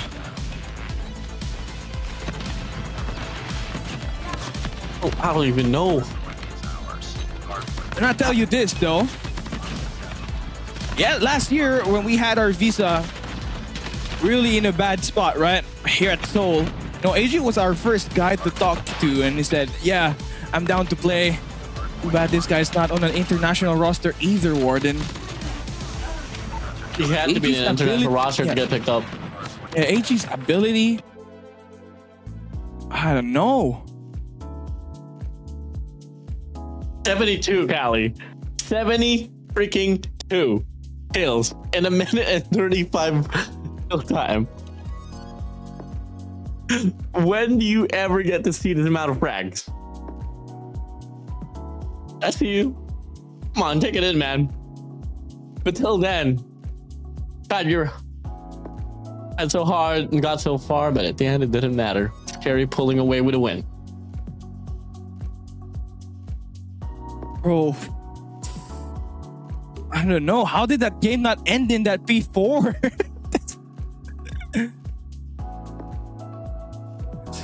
Warden, I'm lost for words. I mean, Prod, can we get a replay of that last few games? Oh my. Great stuff. But Pickle, Pickle, I love you, Pickle. Pickle was part of what team last year? Anados. Oh, yeah, along there with Jai and Aurora. I'm glad he's gotten a name for himself. And SKAERI are really making up for the title to become the 3rd best team in Garena after that first map, right? I felt like, you know, after losing that game, you had the lead, you lost it. If your TSM, your mental is going to be, you're going to be shaking, Warden. I tell you that after that close game, you're going to be thinking about that close match, the what could have been, the what if I had just stepped inside that point a little bit more. That's gonna make you think. It's gonna make you overthink how it will happen. To the Filipino crowd, mamultuhin talaga yung TSM. Cup of Joe. Multo by Cup of Joe. Wow. You know, and they had, yeah. They had to kill. bro. Go on. Holy. That was Warden. I think that game deserves a moment of silence because Jesus, we're both speechless. We're not thinking. Bro, I can't. Okay, go ahead. Yes. Love you. I love you too, man. Okay, what were you saying? Forgot, bro. Oh yeah, it was Rex. Dude, I feel like Rex on the SMG was just a mistake, man. Why was he in the SMG? Yeah, he was supposed to be on AR, but for some reason, kills. He had 50 kills with the AR from the matchup against ALULA. I think it should have been Badman that was the AR. I mean, make that adjustment. But it doesn't wow. play. But it doesn't play AR. That's the thing. Badman is an SMG heavy player. Yeah, a bit of a change of dynamics there. That's something that really bit them down. But my days, dude. I mean, when a game boils down like that to a 249, 250 score line, that's where you kind of question, you know, like, if only we were able to contest the scraps more, if only we were able to get the break on towards P2 more, it would have been a different story. Man. I guess, you know, would you think, do you think that having GB around could have changed the way that this map was played? Or do you, after that game, do you still think that SKAERI is the one that will still come up on top? If it didn't necessarily compromise the current gun rolls that they were able to put out with ALULA, I don't think you should be ever considering putting Rex away from the AR role. If it meant to compromise the role here and bringing Badman to the point that he's going to drop that, I don't know. I feel like Josh could have probably played at SMG instead of the AR, as he's a prominently more of a flex player. Rex is a really good sniper and an AR. So I think that was the mistake there. I don't think Batman was the problem. I feel like it was just this, because initially when JB was around, he was an SMG. Rex was still an AR, alongside, you know, with AG. And I think that the switch of gun roles was just between Josh and Rex. I think that could have changed the way that this game could have been played. And War Machine, I felt like is much better in the hands of Rex after that ALULA game. Now, I guess it really was just, you know, the decision making at the end. Man, I'm still breathing. I'm still thinking about that game, because you're telling me we just started the group stage and already AG with a life game, 72 kills, 42 deaths. I guess we should have given the MVP to AG. I know, and even a co-MVP, because you're not gonna have a bigger kill than AG had in this game. I don't think that record is going to be beaten this season, unless we see another life game from AG himself. Because yeah, he's got that in him, right? He's got the mentality. He's silent, but he's a deadly man. He's an assassin, and the next thing you know, he's already dropped a 72 bomb on you. I mean, he's not even a hardpoint specialist as far as we knew him from the origin. He was a search and destroy specialist, and now he's laying it out. I mean, the very moment the squad gave AG the playing time on Hardpoint was when we all just realized, like, where the hell has this guy been in Hardpoint? This guy was an absolute record on search and destroy. So, hands down, spotlight there for AG, but much more so over here for SKAERI, bro. This team, I mean, dude, I wasn't expecting, to be honest with you. I wrote down on predictions today. I was like, yeah, it's going to be a quick one here for the start of TSM, 2-0. Not going to be a problem, but SKAERI pulled away with that denial of a comeback on Hardpoint Shenda. Now we move over towards Search and Destroy, which we get to see TSM. They took away Smeltdown, alongside Tunisia. Postal and Slums here for the set of SKAERI. We get forced down to an El Clasico firing range. Firing range, a map built with paper mache due to the amount of wall bangs that you have in this map. And after that game, I am pumped up with so much adrenaline, so I'm gonna be extremely disappointed if we are gonna be seeing this game not end up the way it was on that map number 1. We are ready to go. Star Magic and SKAERI ready to bout here in this map 2. Firing range with DSM starting on the defense, and you already have that mid-map assault coming through for Rex. Let's see about it. Early extension here for a set of Rex, able to find Pickle away. Glitters around here, just still gonna be one player lurking towards the backside, but Momra gets caught off guard, and just a total collapse here from set of SKAERI on his first round. Left alone, Sebio off the scopes with a switchblade on the other side. Shouldn't be a problem here. They trail him apart. They switched up here from the back. Rex good for 3 elimination on the first round. Loving that he's making up for the initiation here, right? He got the first blood on his team's side. Taking over that wood house is definitely suffocating for SKAERI, and I had a lot of them thinking about what could happen next. Only Savio had a kill there for SKAERI at that round. So now you're thinking about that mid-map, and you're just gonna getting picked here. AG with that first Blood this time on the defense.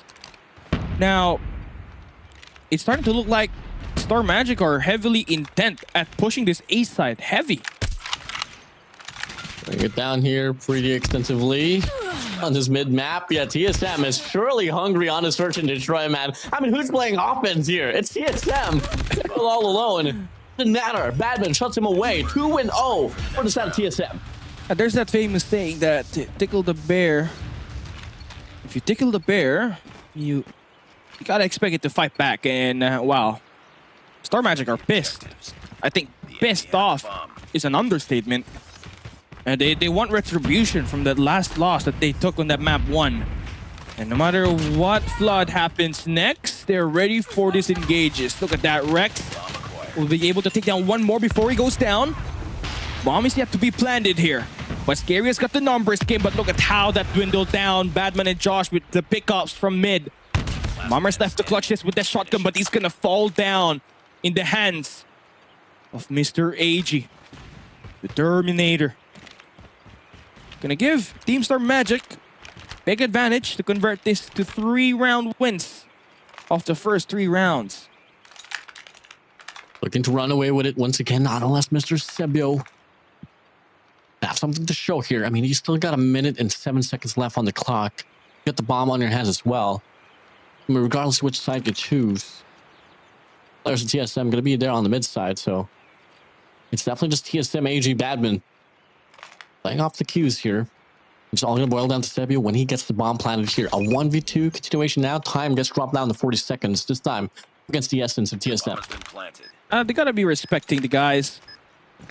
So they want to bring along the retake as organized as possible. Whoa, whoa.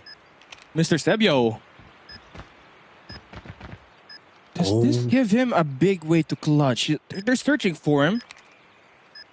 I think they wrapped around the jungle. I don't know. This could get rough. AG has to win this fight, but he falls. But the defuse is being made by Batman. Oh, it wasn't a plant for him. Pros don't fake. Pros don't fake. They never do. Quick 3-0 here. I mean, not much of a quick one, but definitely a close one there. But Adnan getting off the defusal brings in the 3-round lead. SKAERI back against the wall now. Go for a strike here. 1-4 split. Mamra gets overwhelmed by Badman alongside Rex. As the rest of the crew of SKAERI will be going for the striker on a long. They find Josh in the midst of it. But the rest of the players of TSM now ready to post up as well. Gonna worry about Chroma though as he finds AG down. Player 3, Sebio as well, wrapping around with a sniper. They got the players of TSM here cornered up. SKAERI could be the first round for them. Okay, SKAERI trying to taste what it means to be a victor of a round. And Vickles, the one that will likely trying to put an end to this game. It's not yet over. Badman made it work at last round. Gonna play off of mid, and he's gonna get picked off there by Sebio. No need for more attempts there with the LMG. SKAERI gets their first round win, getting that entry, that foot inside the door. Will they be able to find anything out of that? They have the bomb. Momentum is essential. You're on the attack. You want to be able to take the pace here. And you're gonna full send this A side, I guess. Badman's right here on a contact play. We had definitely a quick one here from SKAERI. Chroma finds Badman, able to get one tagged up as well. And in the midst of it, Sebio able to get the cut down, finds one up the front, and from the back, Rex goes down. Chroma good for another. Yato all alone on the barrel side, finds one with a shotgun. And inside of the side, Mamra able to outrange him with a switchblade. 3-2 now. They drop the lead to 1. Okay. You love to see it. The way this thing went, right? Sebio, very proactive in those skill department. He's got 6. Chroma is there as well. The enemy has the bomb. Finding the delivery here is SKAERI in that last 2 rounds. And they're gonna full send this one to B. It's only down to Yato. Will fall down early with that shotgun play, intercepted by AG. On the opposing end, someone needs to get him out of the way. And Kamzu will. That will open up the bomb. Could be planted here at B, but unfortunate there for Sebio. Gets picked off here by Josh. So now you're double thinking about this. You go in for a fake. Now you're heading at A.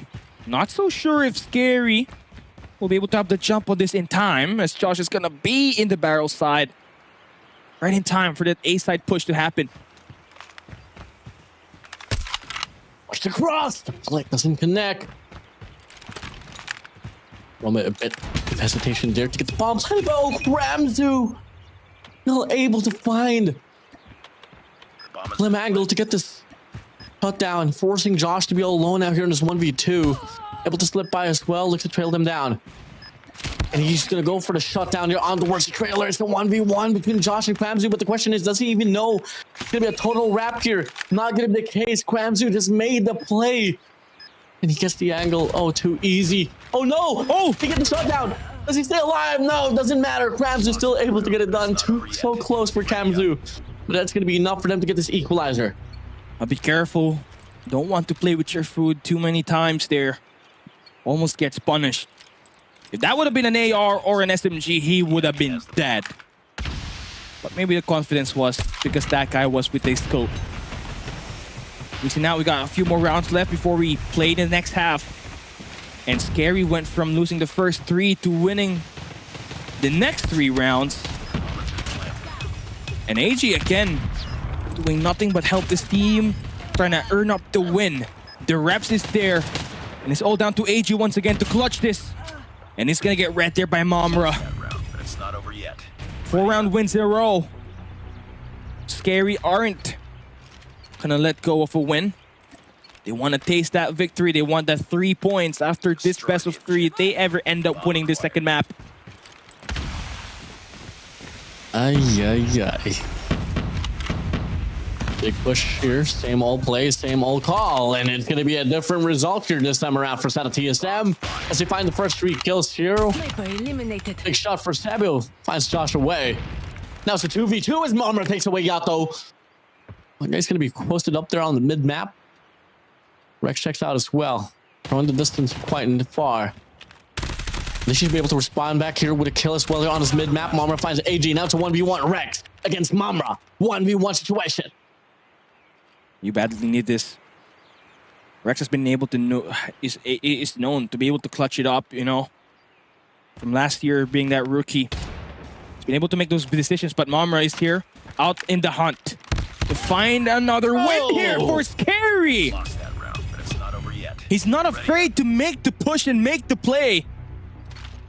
And it gets rewarded. A 5th round win there for SKAERI to win out the half. They are going to be up by 2 rounds. They have the bomb. Only 4 more to go here for SKAERI to put down TSM onto the drain. That's going to be a 5-man, 4-man push here, leaving AG to lurk around there from the back. But Pickle finds the first and the second frag as well. Josh and Yato is going to be out. Rex slides in, good for 2, but Sebio's from the back with the scope gets the trade. Badman, AG, all alone in the dust. Sebio, massive trade. AG, the captain. In a 1v2 situation against Sebio and Chroma. Wow, huge here. Sneaky. He sees the barrel halfway, goes for the shot. They don't play the cross. Now it's 1v1 between him and Sebio. And they have to turn around and go for the long way wrap towards an ace side, a prolonged 1v1. We get to see AG. Can he do it, Cali? He's been known to make it clutch in the S&D.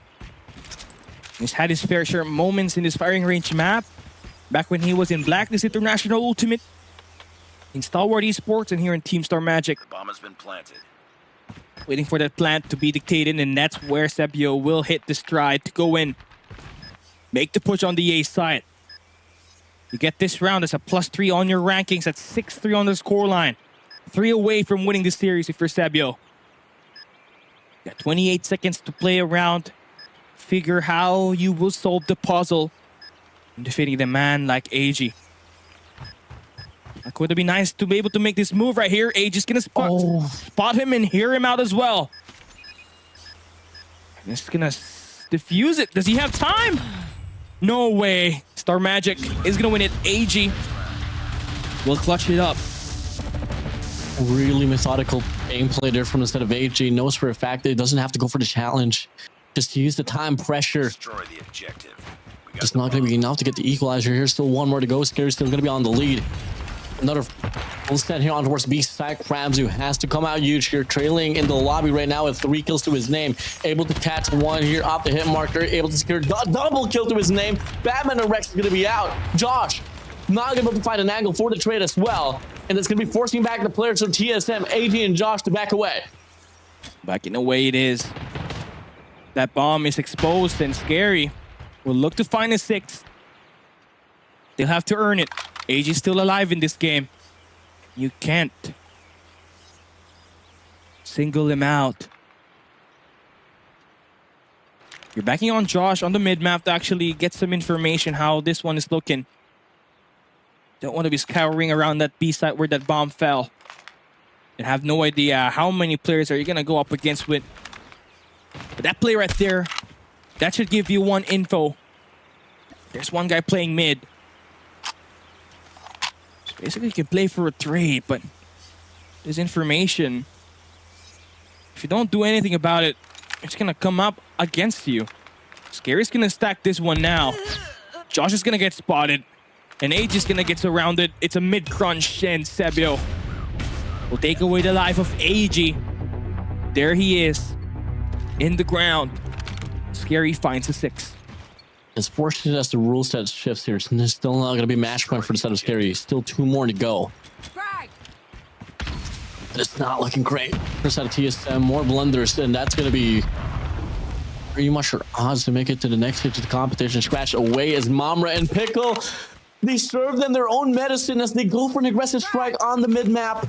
They find the first 2 kills here with no repercussions, no trades whatsoever. TSM is now with the numbers.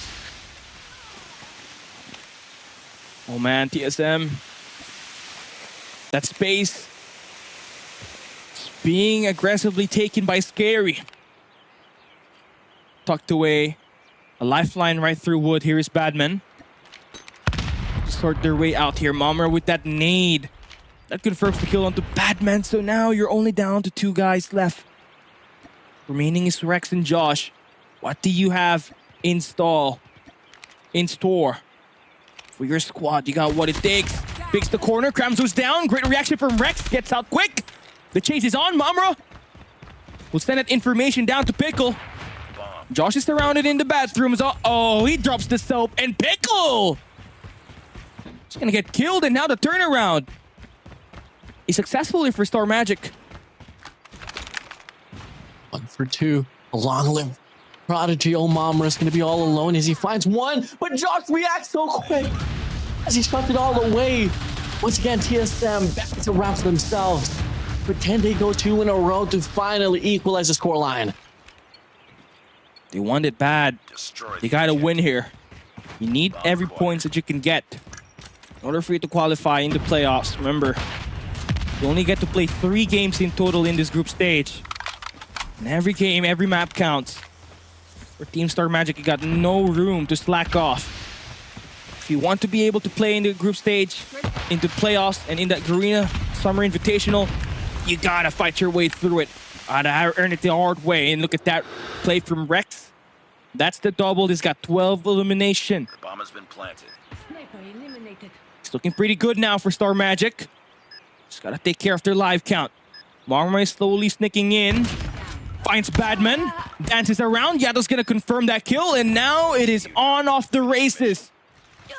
TSM is gonna find their way to tie this game up, Warden. 6 apiece. Game closest ever, just like how it went down to the Descenda Hardpoint. Oh, SKAERI. Oh, Destroy TSM. the objective. They have the bomb. Hopefully, they know the stakes, and it's pretty heavy. The weight is on. SKAERI now going to go for a triple stack. Oh, towards A long. They find the vehicle away. Detonated. Explosion. A movie directed by Michael Bay, and it seems to be an ender. On towards this run for the side of TSM. Last 2 players. Josh picks up the frag. AG and Josh up against 4 players of SKAERI. And if you are SKAERI now, you can't afford to get complacent. Gonna play the time there. The bomb is dropped on towards A long. Pickle picks up AG. Josh all alone. The odds deemed apart. Grenade! The light is darker. The doors are closed. TSM about to drop the ball once again as Sebio shuts him down. The lead gets brought back to the players of SKAERI. Wow. They just had to earn it the weirdest way possible. Just like how they won that first map in Agenda. Oh my god. Is that the round that might have dictated this game? Will come and find out. TSM, it's starting to look like they're running out of plays to bring out in this game and are resulting to just go in ham and ballistic in the map. Badman comes up huge with that huge 2 kills, and that opens up the A side. Nobody ringing up the door here for SKAERI to knock down upon Storm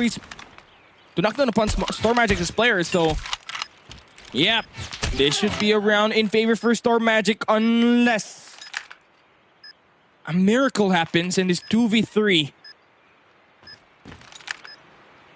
Mamra. Sebio off with the scopes. Last one. AG finds Mamra away and another opportunity to get this equalizer. All boils down to Sebio as he finds information on the trailer side, but player 3, AG is going to be watching the cross to go for the strike. Yato is going to be more than enough in Nation to shut it all away. 7 for 7, Kali. 1 more for each, and that's going to be match point. Oh boy. Starting to look pretty good here. You got yourself a game, Warden. We got the bomb. Nate's cooked. 2 on the jungle side, 2 on the mid map. No connections whatsoever. It comes down to the scopes to make the plays as they both teams they get for a default. And AG with a tap to 3 finds Pickle so early on. Not something you'd like to see if you're on the side of SKAERI. Oh boy, Badman making the play again. Talk about the big shot maker. SKAERI now down with a big life count lead advantage heading into this. Finding the right read. A fight is happening on the tarps. H is being hunted. Sebio finds an information. He hears the runaway here for AG. Does he get that info converted? Mamra, how is he still alive? He gets finally taken down. And here comes the siege inside of the bomb site. Mamra throwing hands like Eman Pacquiao. Wow! 5,000! Mamra with the clutch defuse. Badman is still here. He's alive. Oh, no 1v2 done. It's a 1v1 with 15 seconds remaining. Chroma. No way. He's gonna fall. Badman with the clutch. Kills to give Team Storm Magic game point. It's been another choke of a lifetime. We've seen this point before in a Hardpoint where TSM is now going to be on the reach to close out the game. Question is, can he do it once again here on Search and Destroy? Definitely a fumble that should have been around for SKAERI, but Badman made it happen. Also, towards the B side, Kramsu gets information. Finds 2 players off the cross there. Does he go for the commitment? The answer is yes. He finds 1. Rex there for the trade. You don't gotta go for the commitment though. Player 1 Pickle already posted out off the cross. TSM, they slow down the pace. And in the process, Josh finds Mamra. They drop the numbers, Kali. This might just be TSM closing it out. Oh, they are closing the door on SKAERI. 1 more kill will dictate it, but do they get the info? Chroma from the back making it work. And he's gonna find the double with the PKM. Finally gets sorted out, but information for Pickle. Info out. They're right exactly near the B site. Trying to funnel him out. High ground in control for Pickle, but might have overcooked. Now you got 2 ways to end this if you're Team Storm Magic. Do you want to settle here at B? Go up against Sebio. He's hearing the information. It's already here. The bomb has arrived. Now he has to go, being chased down by Rex, and this game will end with TSM forcing a map number 3. Beautiful 3 rounds free from the side of TSM. It all started from a 6-7 to a 9-7 ending. And just like that, Kali, it's gonna be the first ever, first freaking ever Control game mode to be broadcasted here on Garena Masters 10. If games are like this all the time, man, people will be watching. And it's crazy how this team found a way to break it down. Badman really was the clutch factor there. It was 6-7. Then Badman stringing up multiple clutch attempts, finding the opening picks, closing the gap down, icing the rounds, and wow, you see it happen right before your eyes. Team Star Magic will take it home. And for the first time, we will be seeing a control be played actually in the broadcast. Yep. So that's gonna be feeling pretty nice, Warden. It's gonna feel pretty good. Nearly got that overtime on a search and destroy. We definitely got a prolonged game there on a Shen, a Hardpoint, 249 to 250. Kali, control. Well, mind me, man. We haven't really seen control here, but the rule set is going to be first to 3, not first to 4, right? Yeah, we're following the regional World Champs format, so it's 3 rounds, I believe. Only 90 seconds. Yep. Question mark. Yeah. Still gotta have to deal with the intricacies of this game, right? So there will be a lot of ways for you to play around the maps for this map number 3, but from what we've seen, I feel like that map number 3 is going to be as close as what it has been on these first 2 maps. We'll see about it. Spotlight here goes to the players of both ends here. I mean, my days. It was a to be reckoned with. And I'm just really, really proud to see SKAERI here, man. I mean, despite the fact that the wind really swayed upon here for the set of TSM, SKAERI still shocking us at most with their performance. I mean, a huge step up there from Sebio alongside Mumra. I'm a bit slowed down there. Okay, it is what it is. You move on to the next. Now, you take a look at the score line here. 17 kills for the set of Rex, 16 for the set of Sebio. You got 14 for the set of Badman, 15 for Mumra, and 12 for the set of Josh and AG. You got 14 for the set of Chroma, 9 and 6 for Pickle and Kramzu, and Yato there on the bottom side with 7. Wow. Normally we do see Yato string up 7 and 11, 6-7 scoreline, right? I mean, bro. I gotta get it out. Kramzu with 6, Yato 1 7, and that makes it 6-7. Woo! My brain's fried, chat. And here we are. After the Hardpoint, I the Hardpoint game, bro. I mean, I can't blame you. Yeah, we're seeing a control. We're seeing a control. And deep inside, I am sensing that we're going to be playing a pretty close game.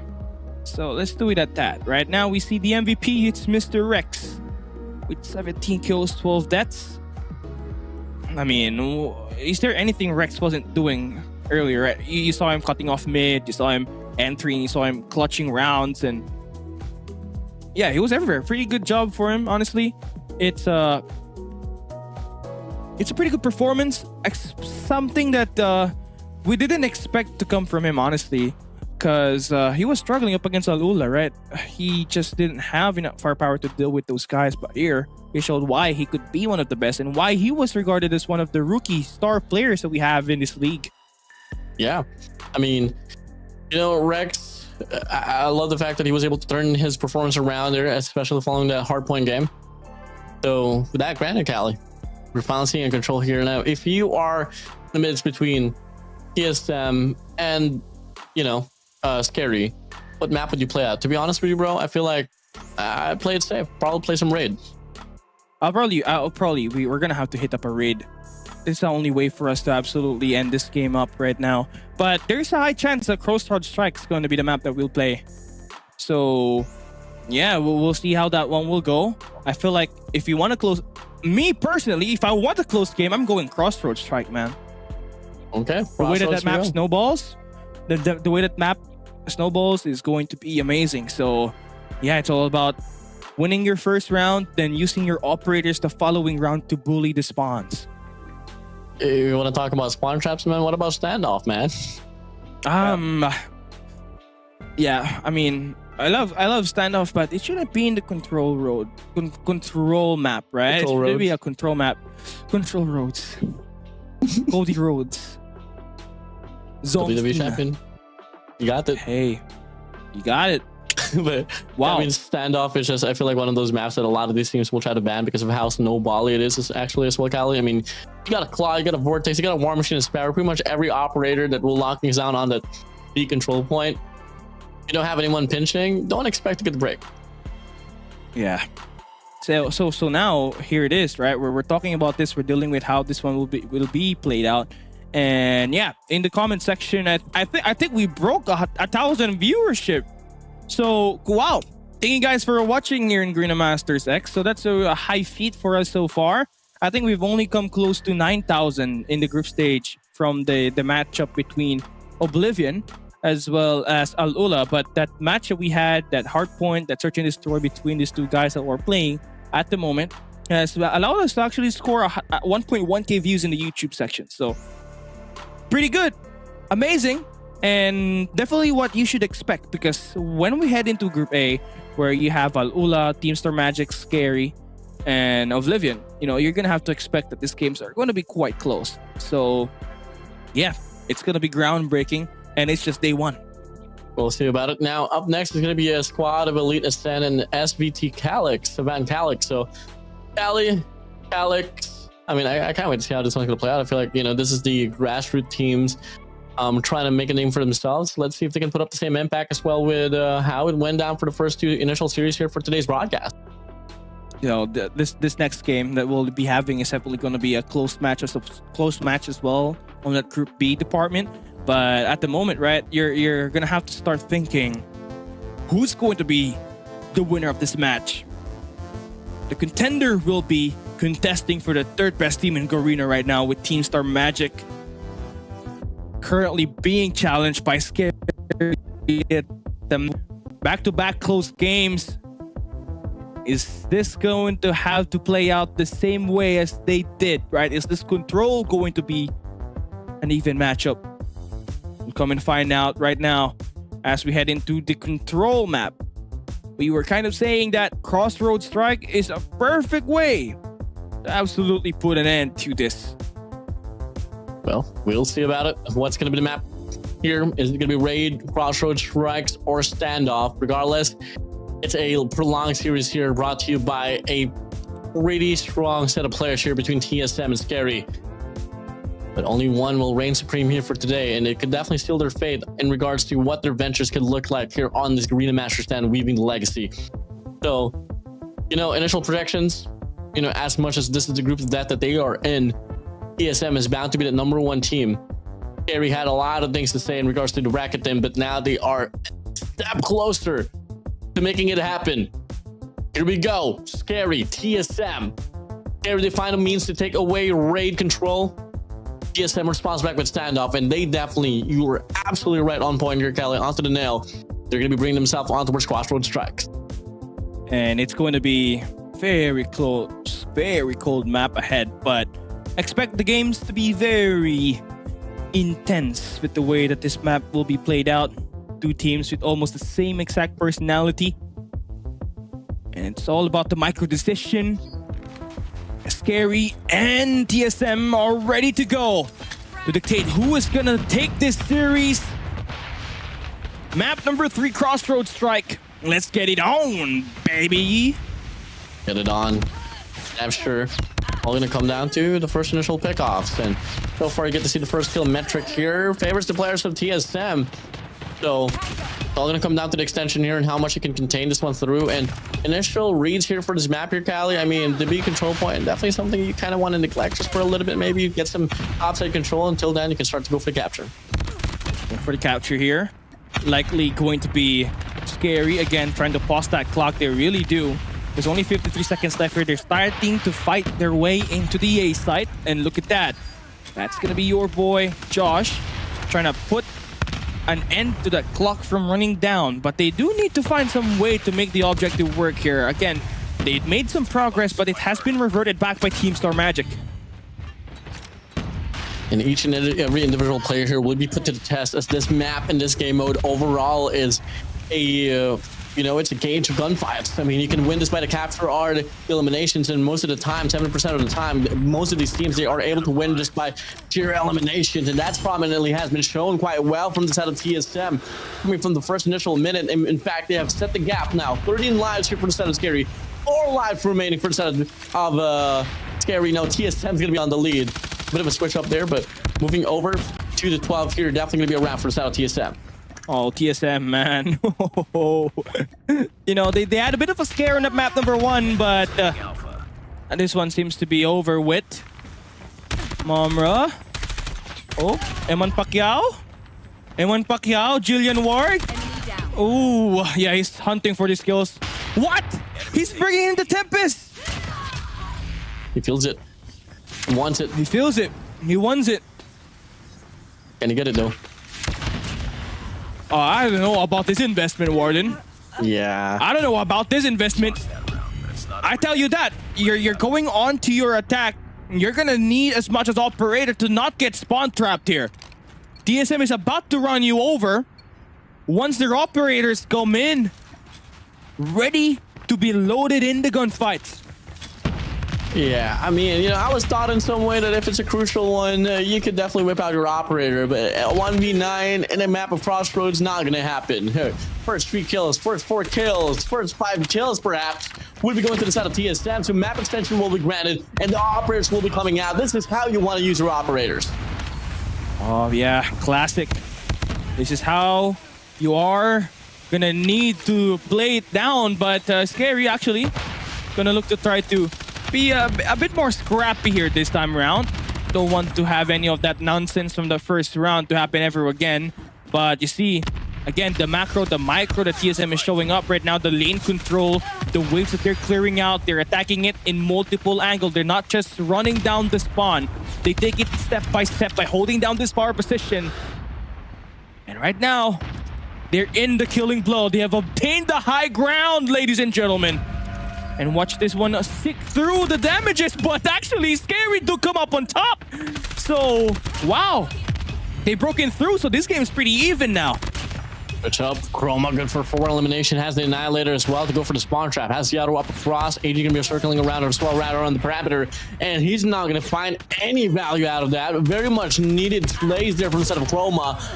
With the rest of the crew here, we'll try to get the congestion on the A control point. Objectives shouldn't be a problem here for SKAERI, but they gotta be wary about the gunfights right around the perimeters. A just lays it out with a Type 63. Type 63 in his hands. That guy's dropped 72 kills earlier today, and he's currently at 13 here for AG. Honestly, again, just the SMG that he's gonna be putting in the mix here earlier. Now switches up to his primary, 14 kills to his name, looking pretty good. But this game, hey, it's actually anyone's game at the moment. SKAERI doing time. It's a 3v4. East side segment needs to be captured, but that grants you another minute to play around here. Momra's info is gonna get checked out. So they decide to take a look at this. Josh is in a good spot. Now, Scramzu, very desperate, brings out the War Machine. Only hits one. Yato's gonna be able to cut him off, and this might mean everything for SKAERI to come up and keep this game close and force a map number 3 here is TSM. Now their gas is running out. TSM Lost that round, but won the first 2 and has never looked back since. Gonna be unfortunate for the side of SKAERI. And now if they want to stay strong and stand strong inside of this map of Crossroads, they're gonna win 3 rounds in a row. DSM not looking to give it away. First frag no gives up for the set of Stebio. Badman doubles it down. Crabs on the feet as well, alongside Chroma. First 5 kills here, favoring the players of SKAERI. SKAERI, you do need something up here. You want to win this game, you gotta go in for a comeback. Now you're asked to be playing perfect. Kramzu has held his own in his first 2 games, but has fallen silently in this matchup right now. Needs to get it going. Pickle, map 1 MVP. He's got himself 11 kills in this game. Not exactly that much, not exactly small either, just right. Would this mean that SKAERI is gonna win this round right here? Operators are being safe for now. Stebio hasn't really have gone into that best spot possible to absolutely invest it. And Team Star Magic is gonna cut them loose. They break off middle. Now they got some sort of control. And this one, Team Star Magic could still absolutely take this.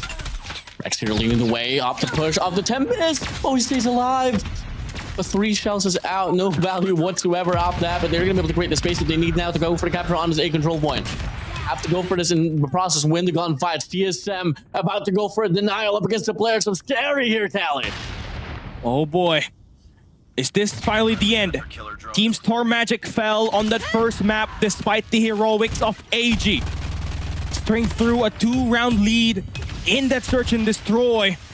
And after those 2 grueling battles, back and forth, endless assault from these 2 squads, only one will remain up top. Team Star Magic in a position to finally close this game, but wait. There still is a chance. An operator in the hands of Pickle. A miracle to be asked from the MVP. They got another score streak in their name. The Hunter is out. That's information. A mid-crunch from Pickle. Wilts it out. Gets the info. Pushes in. AG is going to be exposed. Batman's there for the trade. And it's all down to Sabio. Can you contest this? Information out. AG is hiding in the boxes. He does not know. He does not hear. Let him have And it. Sabio Oh no! doesn't get the kill. It's a mid-map push here. They're running away. There's only one segment that Team Star Magic needs to finally put this game to an end. And AG will put the stamp. Gets it done.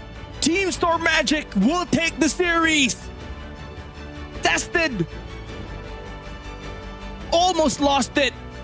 But they still are the 3rd best team in Garena MSP after that challenge created by yours truly, SKAERI.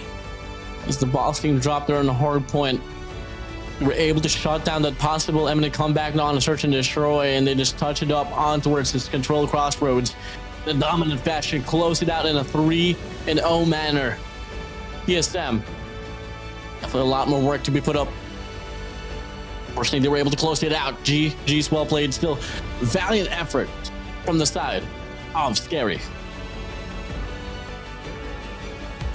And well, that's going to be our game. What a series right there. It felt long, more than usual. I know it's just 3 games, Warden, but that game felt like ages.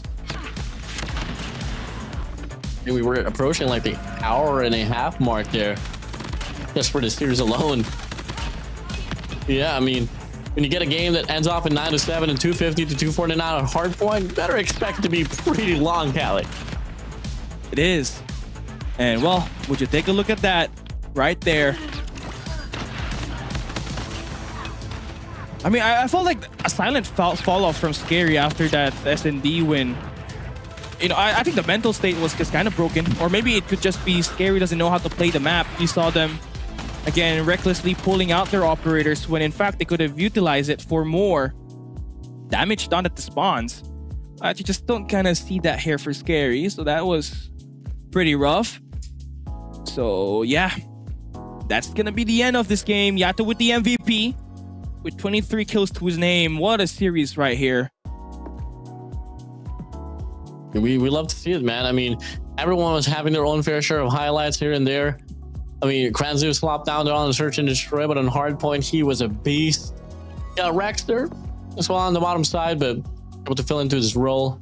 Yato, I mean, look at his rank, man. He's on Elite 3, but he's on top of the board in regards to just getting his reps out there.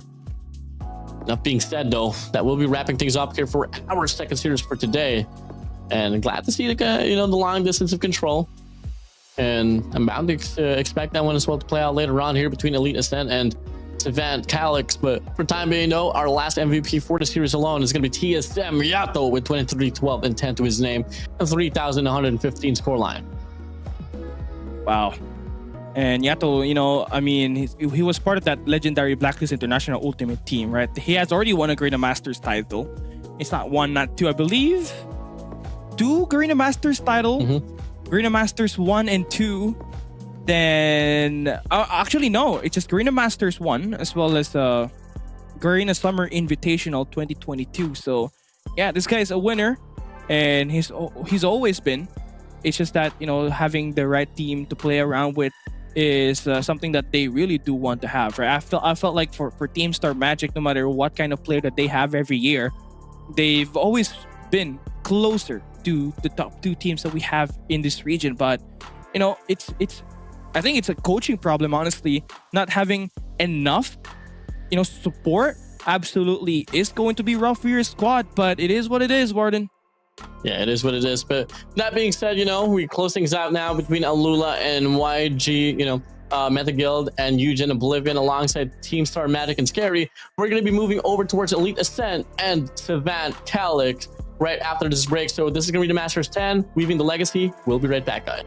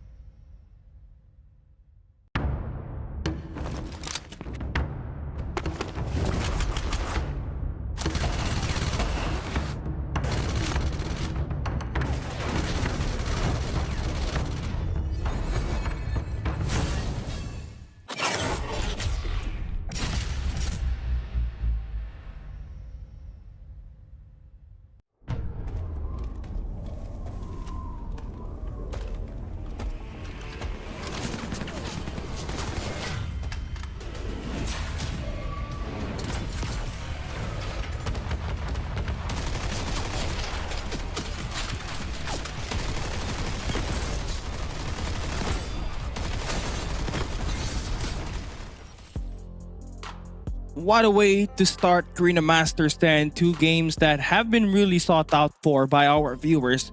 First and foremost, ALULA with that win up against MG.YGN. Again, looking in a prime form. Now we look into that next game up next. That was Team Star Magic up against SKAERI in a thrilling 3-map games that we had to play. It was Team Star Magic that retained their title as the third best team in Garena, and the reason why they are invited into COD Spring 2026 this month. And now coming up next is the battle of the new challengers. We've got ourselves two teams that, you know, some of the players have been at the Garena Masters, but majority are new. And Martin, kindly talk to us through with what's going to be happening up next. We got Elite Ascent going up against your boys from SVT. So, what do we have to prepare for? I mean, granted, both of these teams are pretty brand new for the eyes of many, but, you know, I've had my eyes on the players of Elite Ascent here, and most notably, you want to talk about Pacify. He is a stage 4 player for Garena. He was under Team Prestige on that run, and then I think a big standout here for the set of Lexa. I mean, you know, we talked about the Gladiators Kings not being around for this, for this run for Garena Masters, but Lexa was part of the back-to-back run for Starboys. So that will be those two. That will be the two players I'm going to be eyeing out here for the side of Elite Ascent. While on the contrary, Stefan KALIX, absolutely no one. I mean, I don't really know exactly what more they can offer here, but there's a big reason why they made it this far into this competition, and we'll just see later on how much more they can offer. But yep, that will be summing things up for our last and final run here, Elite Ascent and Stefan KALIX. Okay. First and foremost, I'm definitely happy that we get to see new names that will look to try to build their legacy in Garena Masters 10. We've seen C8 Esports in its inception in Garena Masters series. C8 Esports back then had Dre, they had Freezy, they had Seven, and I wonder where those three guys are at now. You know, one is a massive basketball player in the Philippines. The other two, they're so good, they're playing international, right? Seven, Freezy, you saw it. They're going to be playing in OUG this year, and we'll look to try to, you know, score something big with that OUG squad. So yeah, the case here in point, we're looking for the next best thing. Who can replace Team Star Magic? Who can go against the likes of Elevate and even ALULA? Right? It starts here. Ascend and SVT are on their way, and we finally get to see a map so cold. And it's going to be based somewhere. Yeah, in on Nordic snowy region. cones. And snowy cones. It's going to get Snowy hot, cones. Warden. It's going to get hot, Warden. You need to warm me up, Warden. Yep. Okay, Callie. On a snowy coast we go. Semi Hardpoint. I mean, I'm not too surprised that they picked this. I mean, it's a very stable map. I mean, this is probably one of the older maps out there, alongside with Standoff, Fire and Range, and Raid. But yeah, I mean, this map has evolved so much, but this has been predominated by the Hardpoint game mode, and we don't gotta wait anytime soon, Callie. Here we go. Elite Ascent, Stefan KALIX here in a best of 3, first day of the group stage, and it's gonna be the only team that we're gonna be featuring. Here we go. It's great to have yourself fight for this, because that number 2 spot in this group B is up for grabs. If you take that second spot, you're going into the playoffs and an invitation to the Garena Summer Invitational 2026. So these two guys have got what it takes. They gotta have to earn it up as much as they can. Elite Ascent has have themselves a couple of guys that have been in the Garena Masters history. You got Kyle, as well as Pacify, that, you know, have shown a bit of great ascendancy in terms of playing this Hardpoint. But here we are, SVT KALIX again finding this shot. Sven farming kills. EMP system built up off the get-go on a P1. That says something out loud for KALIX, a team that is not supposed to be here, Warden. Yeah, I mean, you know, we had Fentitos, we had Starboys, we had Ace Gamers online, and a lot of people have been questioning, you know, why was Stefan KALIX here? Well, they made it. They got through the Swiss stage, and they are able to get this one done. And, you know, they're walking inside of the show with no one knows them, but for the time being, I mean, if they continue to run down the spree and how they're doing this one on towards P1, well, they might end off the series with everyone remembering their names. You know, you gotta have to put yourself in the board here, and for KALIX, right, they definitely do have got what it takes. They've shown it, but you gotta have to be consistent. You can't just be a P1 monster. You gotta have to go it all the way through. It seems like Elite Ascent will find their way back in this game. Got a bit of sort of control there up until Zep showed up, Warden. Yeah, 37 and 18 here. Elite Ascend. It's definitely on the trail here. Lexa still trying to double it down here inside of the hill, but Zico finds a double step there from the backside, able to get the trade. Rafi puts himself on the board, but Zeph just shuts him down as well. And 43 to 19. I mean, it's very impressive for how Savant KALIX is just able to hold things down here as Fan is able to feed off the players of Elite Ascend. What is happening here, KALIX? Oh man, I don't know. SVT KALIX definitely putting in an onslaught. Zico and the crew, I mean, you could say the gunfights are extremely much better here for SVT KALIX. And you just kind of expect something better here for Elite Ascend, honestly, for Pacify. You know, who's been showing a lot of upside back in the last two Garena Masters. For him to not really have anything going in right now, and for them to be cooked by SVT KALIX, it's really rough. And wow, three kills right there from that spiral that clears up the whole point, and SVT KALIX are guaranteed a big chunk of time in this P3 if it doesn't get stopped here by Lexa. Absolute masterclass performance here from the set of KALIX, but Chemistry leads the way for the set of Elite Ascend as they are going to be able to find a break now here inside of the hill. Zephyr from the backside looks to offer a pinch, but the read is on for the set of Pacify. And Elite Ascend, definitely a very much needed sub 20 seconds here in this P3. They can't afford to let this one slide, but in the process, they got to be worried. They got to be cautious about the formation built up as well here from the set of KALIX. If ever the strike does come to new, it's going to be Savant KALIX here leading the way. But after all, valiant effort for the set of Elite Ascend to stop the bleeding. 49-74 on the scoreline here. Zep, again, one of the guys that you're going to have to watch out now. He's been able to show it.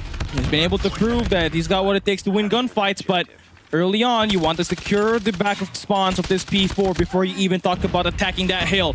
Rafik's going to make the play. That's the first. Attacks the point. Equally traded, but that creates an opening for Elite Ascend to flip the spawn. So beautiful play and a chain of events happening in favor for Elite Ascend.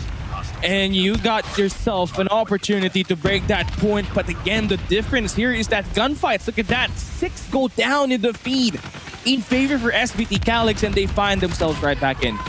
Massive stack up here from the set of Savant KALIX. Now Elite Ascend. Lexa tries to make the play once again. Tempest is out, good for 3-4 elimination to his name. It's going to be flowing out the players of KALIX here away from the hard point, but the rest of the crew from the set of Elite Ascend has to double it down as Pacify finds a double as well inside of the hard point. Sub 15 remaining, and they are able to successfully win off this hill as well. Oh, 75-91. It's going to be a pretty close game. All right, I love where this is headed, and I feel like, you know, this could be bound for another exciting ending. Now, let's just see if it is gonna live up to the hype, the trend that this game is absolutely putting up right now. SVT definitely the much more supreme gunfight artist in this P1. They definitely have way better control over that computer earlier, but now that would be soon overtaken by Elite Ascend, and now they're slowly climbing their way back. They take their first lead off the game. Pacify, they're all gonna get controlled by this Sparrow, by Zep. So this P1 will be taken in control by KALIX for the time being. I have massive admiration for teams that can whip out the raw operators and find the value out of it on this P1. And so far, I mean, that has been able to bring them down the first 30 seconds here inside of this hill afterwards P1. Pacify does exactly the same thing, but finds no value out of it except for Zico. Ian, Orlan, and so triple as well. I mean, Savant KALIX playing scrappy surely isn't really a problem for them, KALIX. It's a style that, you know, reminds me so much of Elevate. I mean, I feel like for every Garena team that have been playing this tournament, right? I mean, everything is based off of how Elevate and ALULA is playing. They're setting up the trend, so this Hardpoint are always going to be back and forth scrappy. Now, honestly, the way things are, Savant definitely has maintained that lead over the course of P1s and every hill that have successfully been done and dealt with. Now, for Elite Ascend, right? They're just kind of needing a bit more pacing from your guys to play more in the hill, just like how KALIX is actually doing it right now. Like that hill, it never stops from being contested. Either they die and get the point, or just take it over. Absolute play there from the set of Pacify, able to reap away 3 players. Should be able to get them some sense of hill time control, but they're going to worry about 2 players from the top side, 2 players from the bottom. And yes, Rafi has himself a claw out, and that's going to be a 6-3 to his name. Jesus. Talk about a great higher operator value there. That might have changed things the way they are right now for Elite Ascend. This last 12 seconds is still going to be important, especially for KALIX to not give Elite Ascent any chance of smelling that victory. Hunter-killer drone We're heading on to a P3, and ALT, they got the momentum, they got the spawn, they got everything in their hands. Now it's just all about converting. missile inbound. You got the Predator missile locked in. You got the information where these guys are spawning and where they want to take that execution. And yeah, would you take a look at that? SBT are on their way right through the front here, Warden. 143 now to 133. Alex gonna be on the back trail. Sicko from the back, able to get one for himself.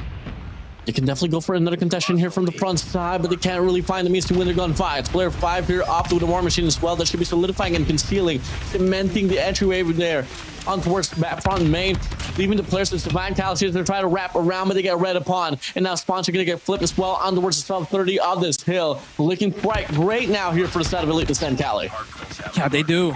They really changed things apart. That early rotation gave them 40 points in this matchup now. And KALIX are struggling, finding a way to break inside of the hill. And the worst part about this is they are late to rotate onto new. And Elite Ascent are the ones that will set up that P3 to P4 chain. So they're going to win out the rotation.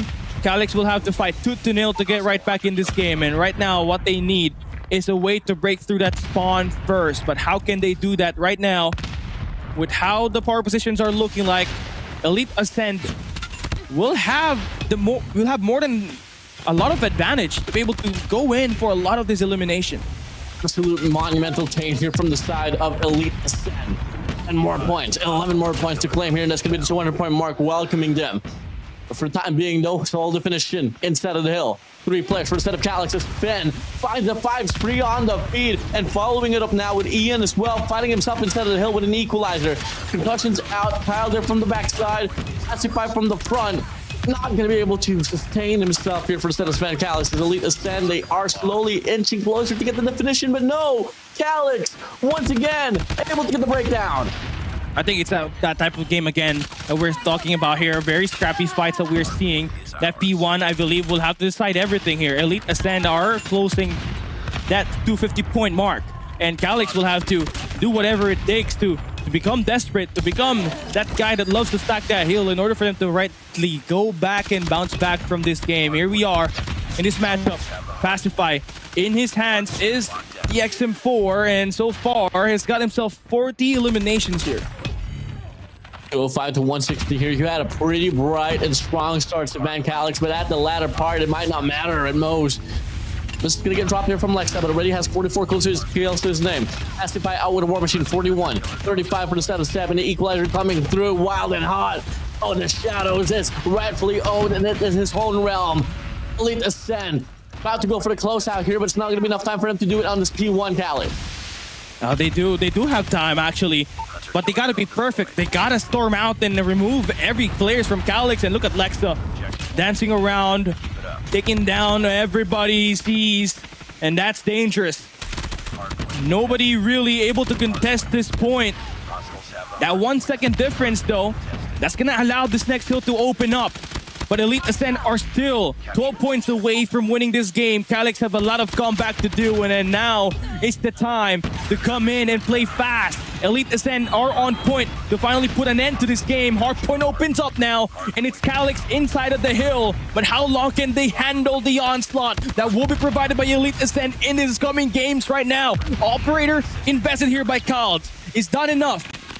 Right now, the contest is coming through the shadows, and that will be checked there bound by Zico, who will not find a follow-up. Now Seb has got it takes to make the play, but he's gonna fall. So the first, second engagements, the waves are gonna get cleared out, and KALIX, they have the chance to make the push to finally make this game close, but now everything comes down to the ground. The Elite Ascender will take it home. Ciao, ciao, ciao. Yep. I mean, it doesn't matter how great you start off a hardpoint game. What matters is the ending, and really great sustainability there was offered by the side of Elite Ascent from the mid stage until the very end. Once you get to see that lead shifts out away from the hands of the players such as Van KALIX, well, it was well over. Elite Ascent able to put up a comeback. GG's, well played. It's weird. It's weird how this one played out, honestly. Like, you saw KALIX going in, even had Fen off the early rip, right? He had an EMP system built up.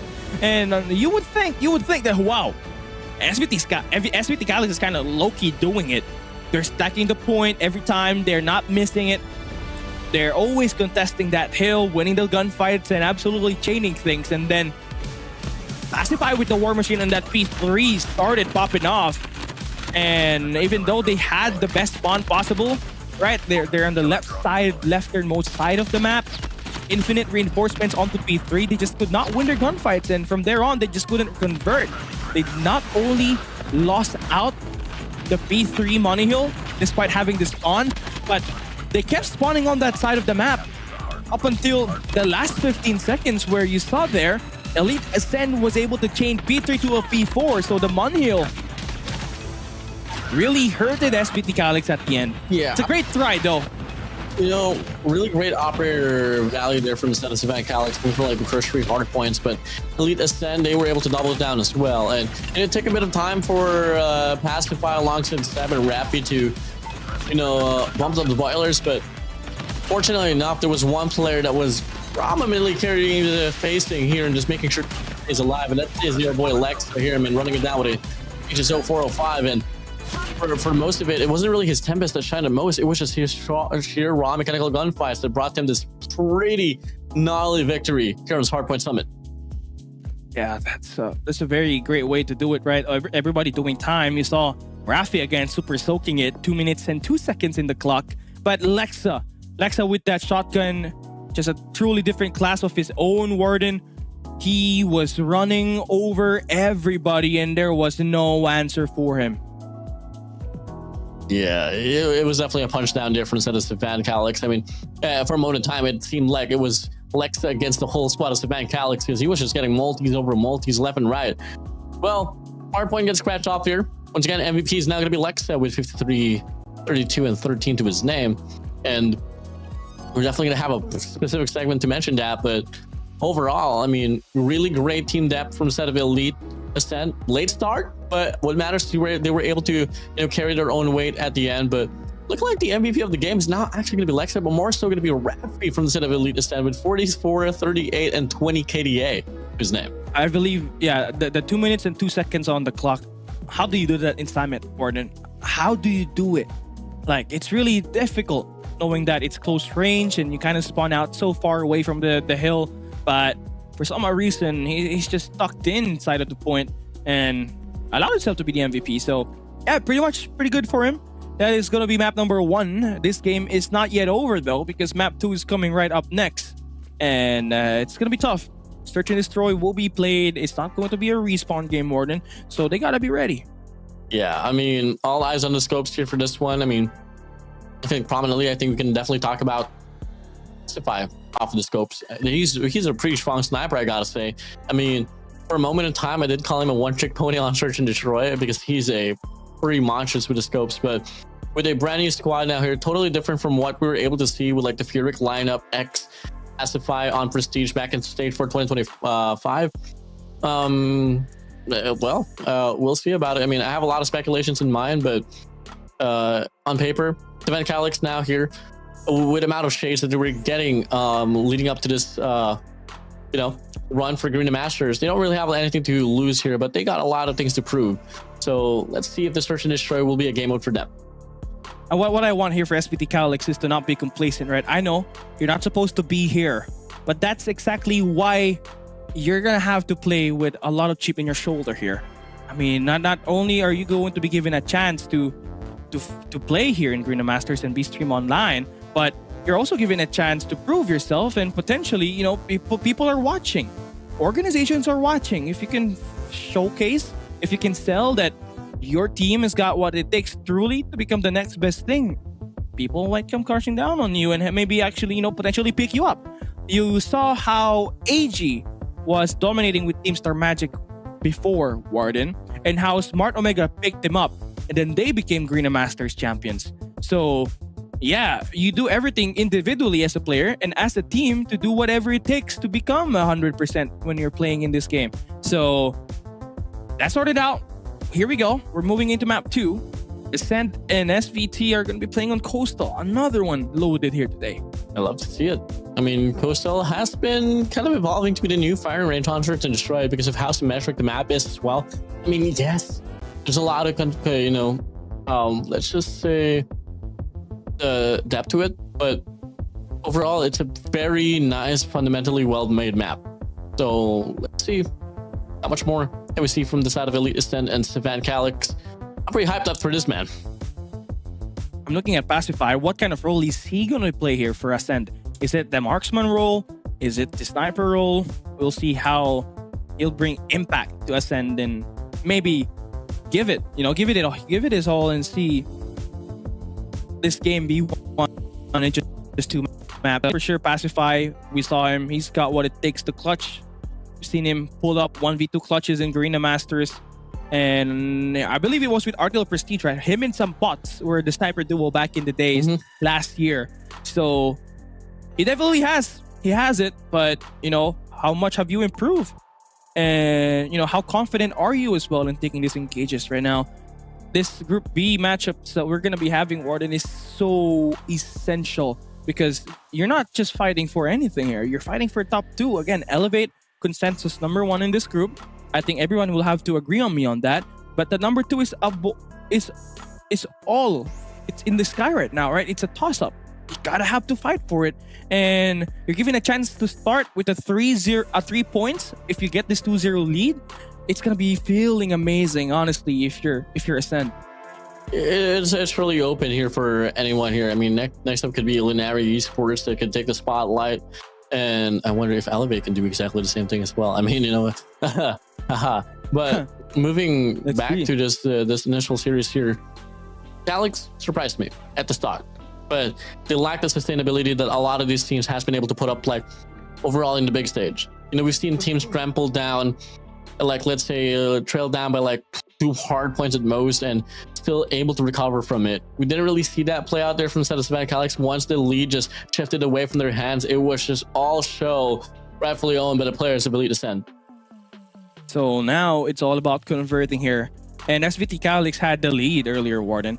And you know, you would think that they would be able to run away with that first game, but they choked it out. It was rough, and they need to, you know, think about this through. Again, yes, you may have lost your opening map, but that's not going to define who you are in this series right now. What defines you is whether you win the series or not. And you still got one more chance, actually 2 chances.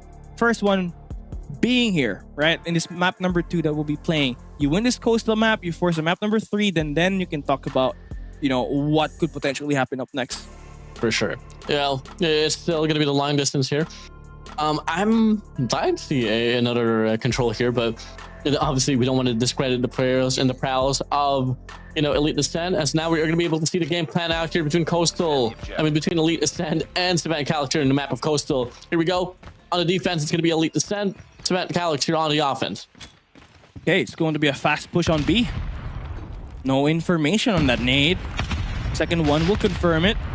There will be one player, at least, in the B side on the attack, KALIX. I don't like where this is going right now. They're giving so much space on mid, on that A long. So now, if you ever do want to rotate out, you're gonna have to think about where potentially these other players from the other side is actually positioned at.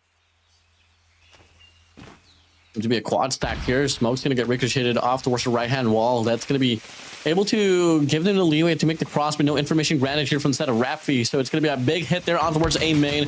2 players going to be right around here for the set of Elite Ascend. Kyle gets concussed. Same goes for his teammates, and that's going to be a quick leeway for the set of KALIX to get the bomb planted on towards the A side. Forcing that one out, playing that retake. KALIX hits the shot, and Sam is going to fall. Lex off the back grip, though, with that shotgun. He is going to find one. That's a second for Kyle. Hey, there's a potential here. It's a 2v2 situation. KALIX will defuse to fight. KALIX with the numbers advantage. 25 seconds remaining, cooking up that nade. Here's the information. Sees the player. And they're running down the time. Great discipline for SVT to not overextend and respect what Kyle has to offer. It's a 1v1, still possible. 9 seconds remaining, but Fen will put an end to it. But it's not over yet. Ready up. They're the one to go. Close one there, but the retake can definitely use a bit more work on the pace. But hey, much more granted way here from the set of Savannah KALIX. Now, move on to the second round. Well, on the first there, you did see Savannah KALIX try to post up there towards the B side. Made the cross there out for the smoke. Went for a big all commitment on A side. This time, though, got one player extended here that is going to be Fen. Next beside him is going to be Kyle off the scopes. Lex is going to be playing on bar stools. Bar side in. Can definitely react whether it's going to be a mid push or directly towards the B main. A bit of a stalemate here, Callie. The pacing quite slow. Definitely is. We're gonna slow it down for the moment and look to try to play for information. That's how you play Coastal. It can't just all be breads and butterflies where you have to attack right away.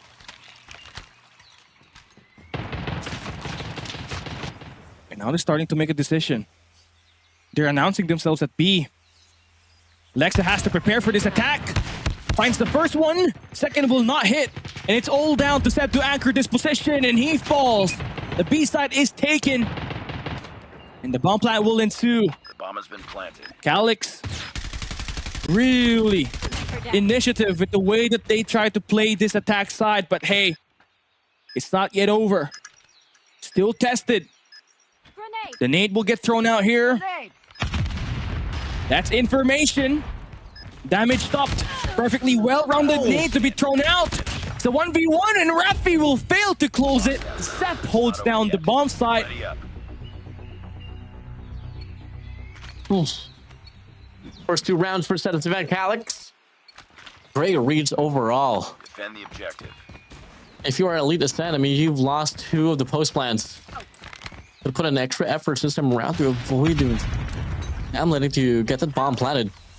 This time here, change of pace from the set of Savannah KALIX. We're going to be leading the push here on towards the ace side. Has to meet Pacified there with a type.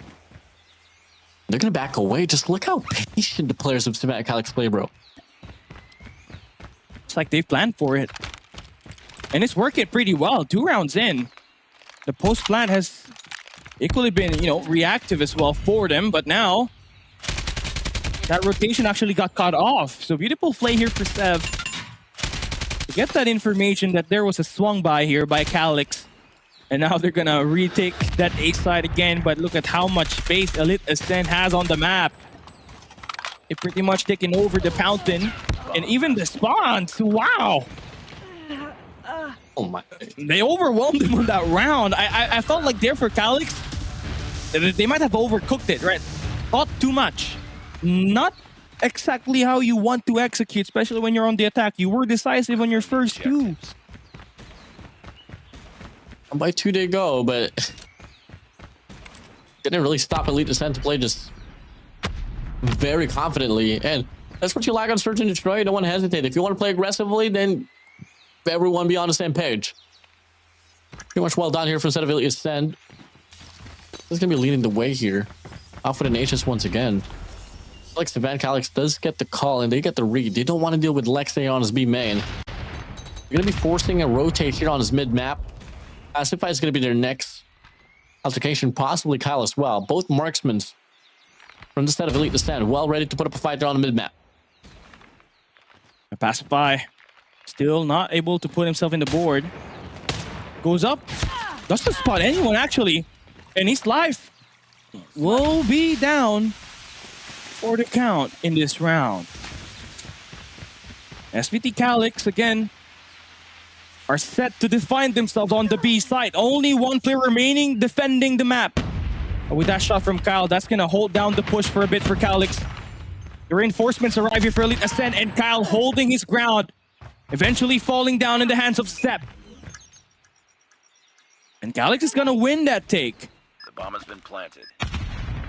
Awful reaction there off the push.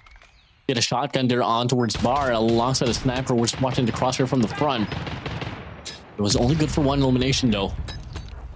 And it boils down to Rafi from the set of Elite Ascent to make the play. The concussion connects. They know exactly where he is going to be as he goes for the spray. The first altercation will put him down. Up by 2 rounds. They go back. Savannah KALIX on the lead.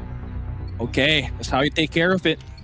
You being able to push that B side, right? You were Enemy has pretty dropped the successful bomb. with it.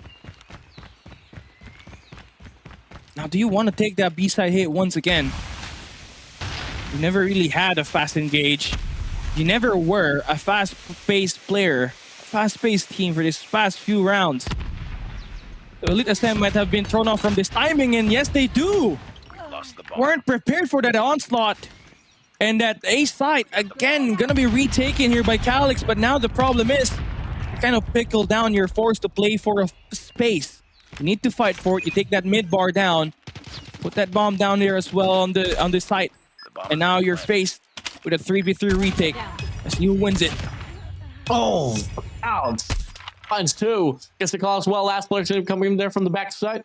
Lexa, all alone, but just still has time to go for this long way route. They booked the ticket now. Next up, do they know? Looking like they know exactly where he's going to come from. And KALIX will get the read. Good for a 3 before this round closes out. And that's going to be another lead extension here. Probably the biggest lead that we've seen so far inside of this game, Callie. Yeah, it's starting to fall away, to peel away in the hands of Elite Ascent. And KALIX are really prepared for this map.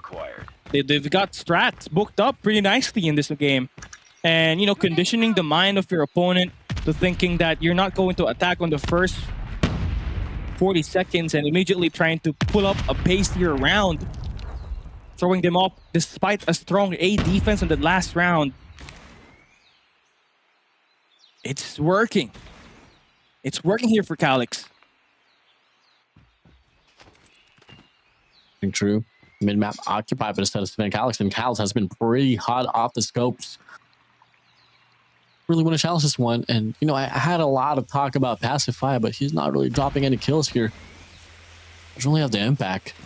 And the map game mode starts to destroy. You gotta play this one through with the scopes, but now Deb gets the information. He finds Wonder off the push. Commitment here will be granted for a set of KALIX here, and from the backside, he's only going to be good for 1. Space going to be spot on, but in the process of the push here, kills will be coming through from the set of Elite Ascent as Lexa finds 1. Zap is there for a double trade, but Pacify is there as well to shut things down, and that's a 1v1 between both marksmen. KALIX against Pacify, he gets the read, goes for the chow. Gonna get the shot down, not just yet. They have the bomb. Long fight. The shotgun's gonna be out here for Pacify, and he should be able to get the angle to get the shot down. Elite Ascent, finally, after 3 rounds, they respond back with their own. Yeah, great clutch. Much needed clutch there for Pacify. He was not able to put a lot of hurt onto KALIX in his initial rounds, but now finally puts himself in the board. So there's perhaps a chance. A chance for Elite Ascent to maybe make this game closer to what it is at the moment.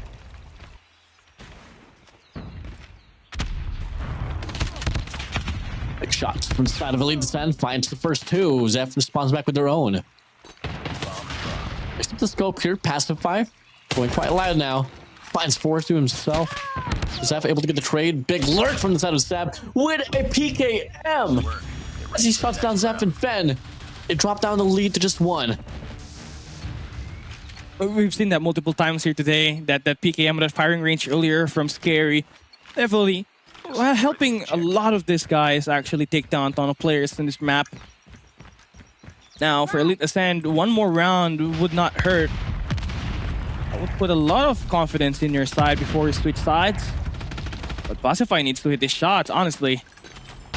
4 kills in his last 2 rounds. The odds are nice. They're stacked in his favor. He trades 1 out. Here comes a push from Lexa, not connecting anything at all. You need 1 here. Make this round possible for your squad. So you're running away. Trying to bait these guys. You got 2 guys. You got information where these guys will be. Oh, the switcher for Lexa. Takes down Ian. Now it's a 1v1 again. Kyle and Zico. Marksman battle. Very heavy. Very much needed win here for that of Elite Ascent to get this equalizer, but wouldn't mind KALIX Zico just doubling it down. Drawing the odds much better. Kyle gonna be lurking here on the Cubby side. Zico, check it out. As he walks in to the scopes of Kyle. It's like that. 4-4 now. Get to see the equalizer here before we switch the sides. There's no way. There's no way KALIX will throw another game after taking that lead. You gotta have to change something here. You're on the defense. You're gonna have to find something. That something will begin with this nade. You need that information to store up all your resources in the bomb finish. At the moment, it's not being staged properly yet, but it's leaning towards the B side. Shots were Pacify able. It's topside down.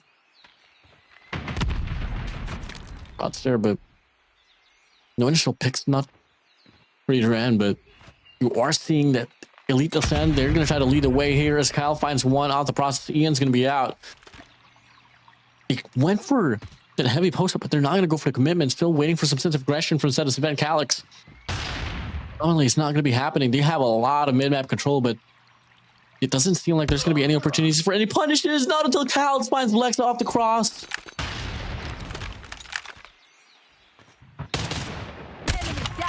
That'll be difficult. Oh. Ooh. Yep. I call that the Brazilian spot. A lot of Brazilian players were using that on the coastal map last World Championship. We lost the bomb. Wow, I mean, so much gunfights in the middle of the map. Like, what's happening? Fen is gonna swing out here this time. That's the info. But you gotta pick up the bomb. You gotta pick it up fast. Time is running out. You gotta go. Apply a bit more pressure. I don't know about this, but Kyle running that fast should be able to spot down Fen here. He's searching. Curious where this guy might potentially be. And there you go. That confirms the kill, and Elite Ascend are now up. They got the lead, Warden. Yeah, there's just something about Elite Ascend starting off pretty late, man. I mean, it was evident there on Hardpoint. I honestly thought that the Van KALIX was bound to pull away that very game mode, but all of a sudden Elite Ascend just started to pick up things in the midst of it. And just remember that ever since the lead was given for the set of Elite Ascend on the Hardpoint game, it didn't really shift down. Can it happen here on a search and destroy? We get to see a 4-man stack here on towards A long. Player 2, Alex can't find any frags before he goes away. And this is where Elite Ascend is good at, just finding the first initial frag. They don't really go for the commitment. Waiting for some punishes to happen, but punish goes to them here. Seb gets taken down. They're gonna pause the attack. Maybe throw off this player defending, anchoring this site, and he's gonna be securing the point. Taking down 2 guys, and KALIX respond back. A tie game once again. Ooh. Yeah, these guys are definitely maximizing the time that you can use here on Search and Destroy. I haven't seen a team be this patient, especially in the Garena region. What we're so used to, KALIX, is the 4-1 pushes, 5-man pushes on towards one side. Call it a day. No. One has a lot of battle for picks, and that could have been it. Instead of Pacify, but Fen able to back through. Pacify, he sees KALIX. Gonna go for the shot here. Can't find the connection. Not until now. House goes down. That's a 4v5. That's such a unfair engagement there for KALIX. But you know, you gotta do everything to win. And if it takes for you to become Group B's second best team, you do everything to close it out. Another mid-side hit here. Not the weapon you want on that mid-range engage. The crossfire will be won by KALIX. It's a 2v4. It's a full rundown. Now look, they're all over the place. They're suffocating Elite Ascend. There's no saving it now. Unless an error will be created. KALIX are going to sit in the point. I don't think this is the prime spot to be in. I don't think they got information where the other guy is. I mean, they know about Seb, but not about Pacify. Oh, another take a pick of that look. Again, overzealous on that attack. And a stun connects for Zep. And Pacify with the clutch. To think that it was a 2v4 and all SBT KALIX had to do was just wait it out. Make them rotate. Instead, you bring the fight to them. And look at where that got you. That's what you say, Cal. I mean, you never can get too complacent. Even if you have the numbers on your side, you got to play this one out tactically. He finds Pacify away. A big lurk here from the back as well. Triple stack. Wow. When does that ever happen? Rafi good for a 2. It's a clearance here on his ace side, leaving Zap and Zico all alone to go for the clutch. A 2v3 situation. Bomb's going to be planted. The bomb has been planted. Well, we see Zap go up big here. He's got the shotgun in his hands. That's the first one. Kyle falls down. Now he's going up fast, but Rafi able to stop the scale up from Zap. Zico's being asked to clutch a very big round. He's got 2 weapons to play around with. Time to prove what you're worth. Against 2 guys. Do you got it? Checking out every bit of corner. Zico able to put some pressure onto Lexa. There's 2 guys coming out now, and they are gonna find the way to secure 7th. 2 rounds away. Here is Elite Ascent. It all boils down to this on towards the late game, man. Can you keep your composure up there to do what you have to do to stay alive here in this series of Garena Masters?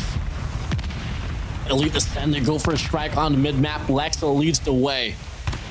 Zap there on the other side. Rafi finds the first frag. Zico able to take down Seb, but Lexa is there for the trade. And absolutely able to get a clearance now here on his B side. Another post-line situation with Elite Ascent having the numbers. The bomb has been planted.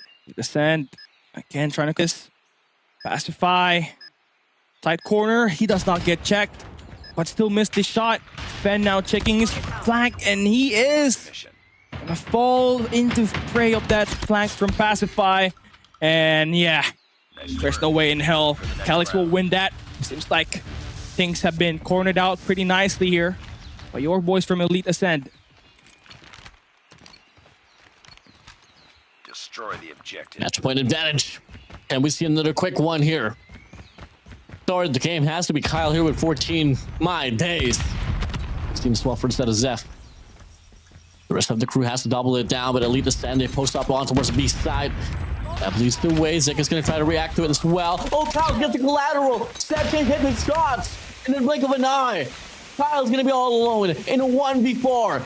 Savan KALIX, they look this thing alive. This fight not yet over. It's Kyle still left in this game. It's a 1v3. But look at the respect KALIX is providing. Not overextending. Not giving Elite Ascent any chance to clutch this at all. Perfect. Methodical position here from the side of Savan KALIX. Just going to wait for the push to happen. They go for the flick. Oh, Kyle beats him to it. Defense not going to be able to react. Well over 50 seconds left on the clock as well. Kyle's going to take this long way route. I just meet Ian here. I'm still the shotgun, but no. Get the kill. Savan KALIX officially, they stay alive. 2 more rounds to force overtime.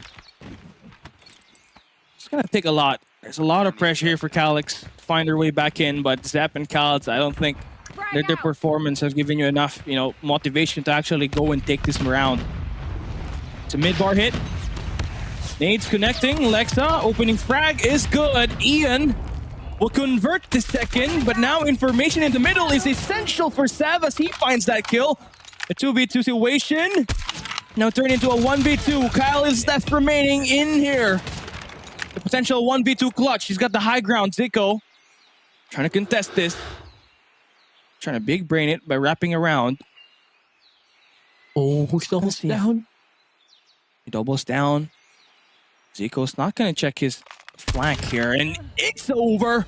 Elite Ascent will complete that 2-0 win. That gives them 3 points in this best-of-3 series. Really scrappy fight, but at the end, Elite Ascent remains firm up top. Woo. Dude, the Hardpoint and the Search and Destroy was too close, so close there, and you have to see they were definitely on par with each other. It's just a better reads there happened for the set of Elite Ascent, both for Hardpoint and on the Search and Destroy. Unfortunately, we're not gonna be able to see the long distance, but yeah, what a show there, bro. Yeah, that's gonna confirm it. That's our final game of the day, and Elite Ascent definitely had a very strong opponent in this series. It's definitely more of a Seb, KALIX and Seb showtime from SBT KALIX, but I think the preparation was sublime there as well for them, but unfortunately Elite Ascent were just wanting it more, and they do find themselves the win in this game. It started out with SBT KALIX up by 4-2. They had the lead, they were very decisive, were really going at it. Then came the problem that they are just not adept at finding the mentality to continue with the lead, Warden. They just fell after taking the 2-round lead. Yeah, it's once this thing's storyline on Hardpoint, man. I mean, yeah, Savant KALIX is taking the lead on the first initial runs, but once you move over with Elite Ascent figuring out what they are doing wrong and what they got to do to put them down, things just didn't shift back towards Savant KALIX. It was Elite Ascent definitely just rightfully owning their ground. Huge shout out to Ishimami, by the way, the owner of Elite Esports, alongside just the rest of the crew here from the Elite fam. But my days, bro, pretty promising squad, I gotta say. They do. They really are. And this game officially said and done with right now. And Kyle will be the MVP there with 18 kills. A 2.0 KD for him. Looks pretty good. Sev is gonna have 14-12. LT, Elite Ascent, Lexa definitely was there. The overall fragging power was a bit more distributed here for Elite Ascent at the end, where you just kind of saw Kalds and Zep, if they do not find a multi in a round, it just kind of falters. So it's tough. It's tough being SVT, but it's just the first day. They still got a couple of chances to play in this group stage.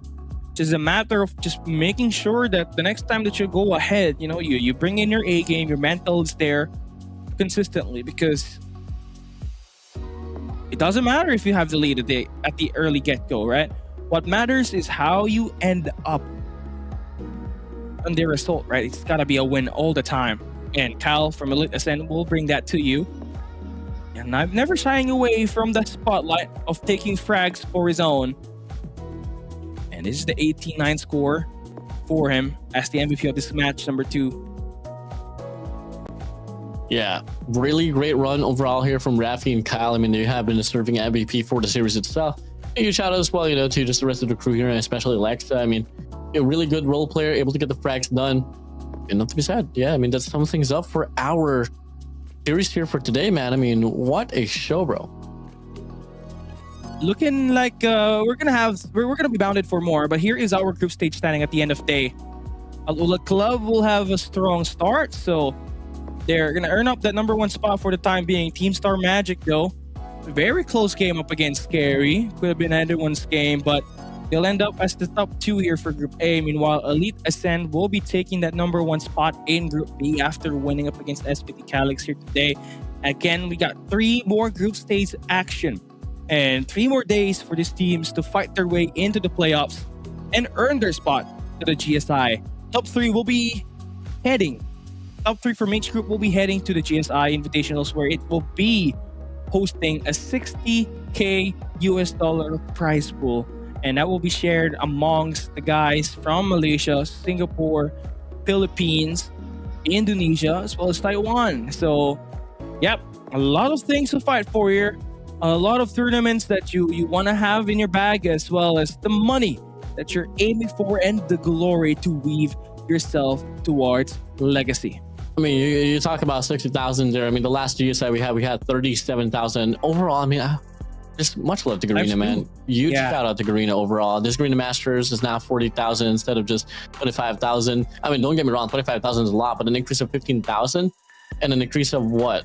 Like 23,000 for GSI is crazy.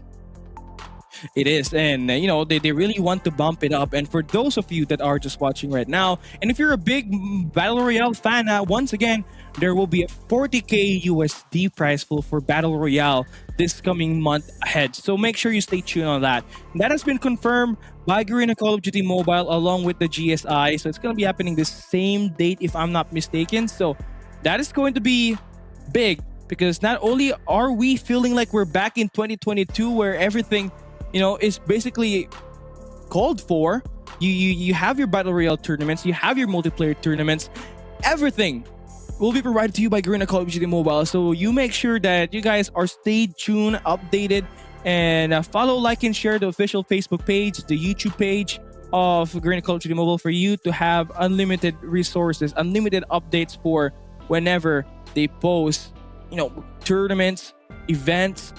Mostly, you want to be able to just have the chance to absolutely be informed that you're not going to be missing out a lot. This is the hottest Call of Duty mobile action that you're going to have here, Warden. Yeah, definitely. With that being said, something's up as well for our day's run here for tonight. Tomorrow, we're going to have Elevate up against Elite Ascend, Savan, KALIX, and Luminary Esports, and MetaGuild, Oblivion up against Team Star Magic. But for the time being, though, we're going to close things out for today. Thank you guys so much. This is Garena Master Stan, Weaving the Legacy. Have a great night, everyone.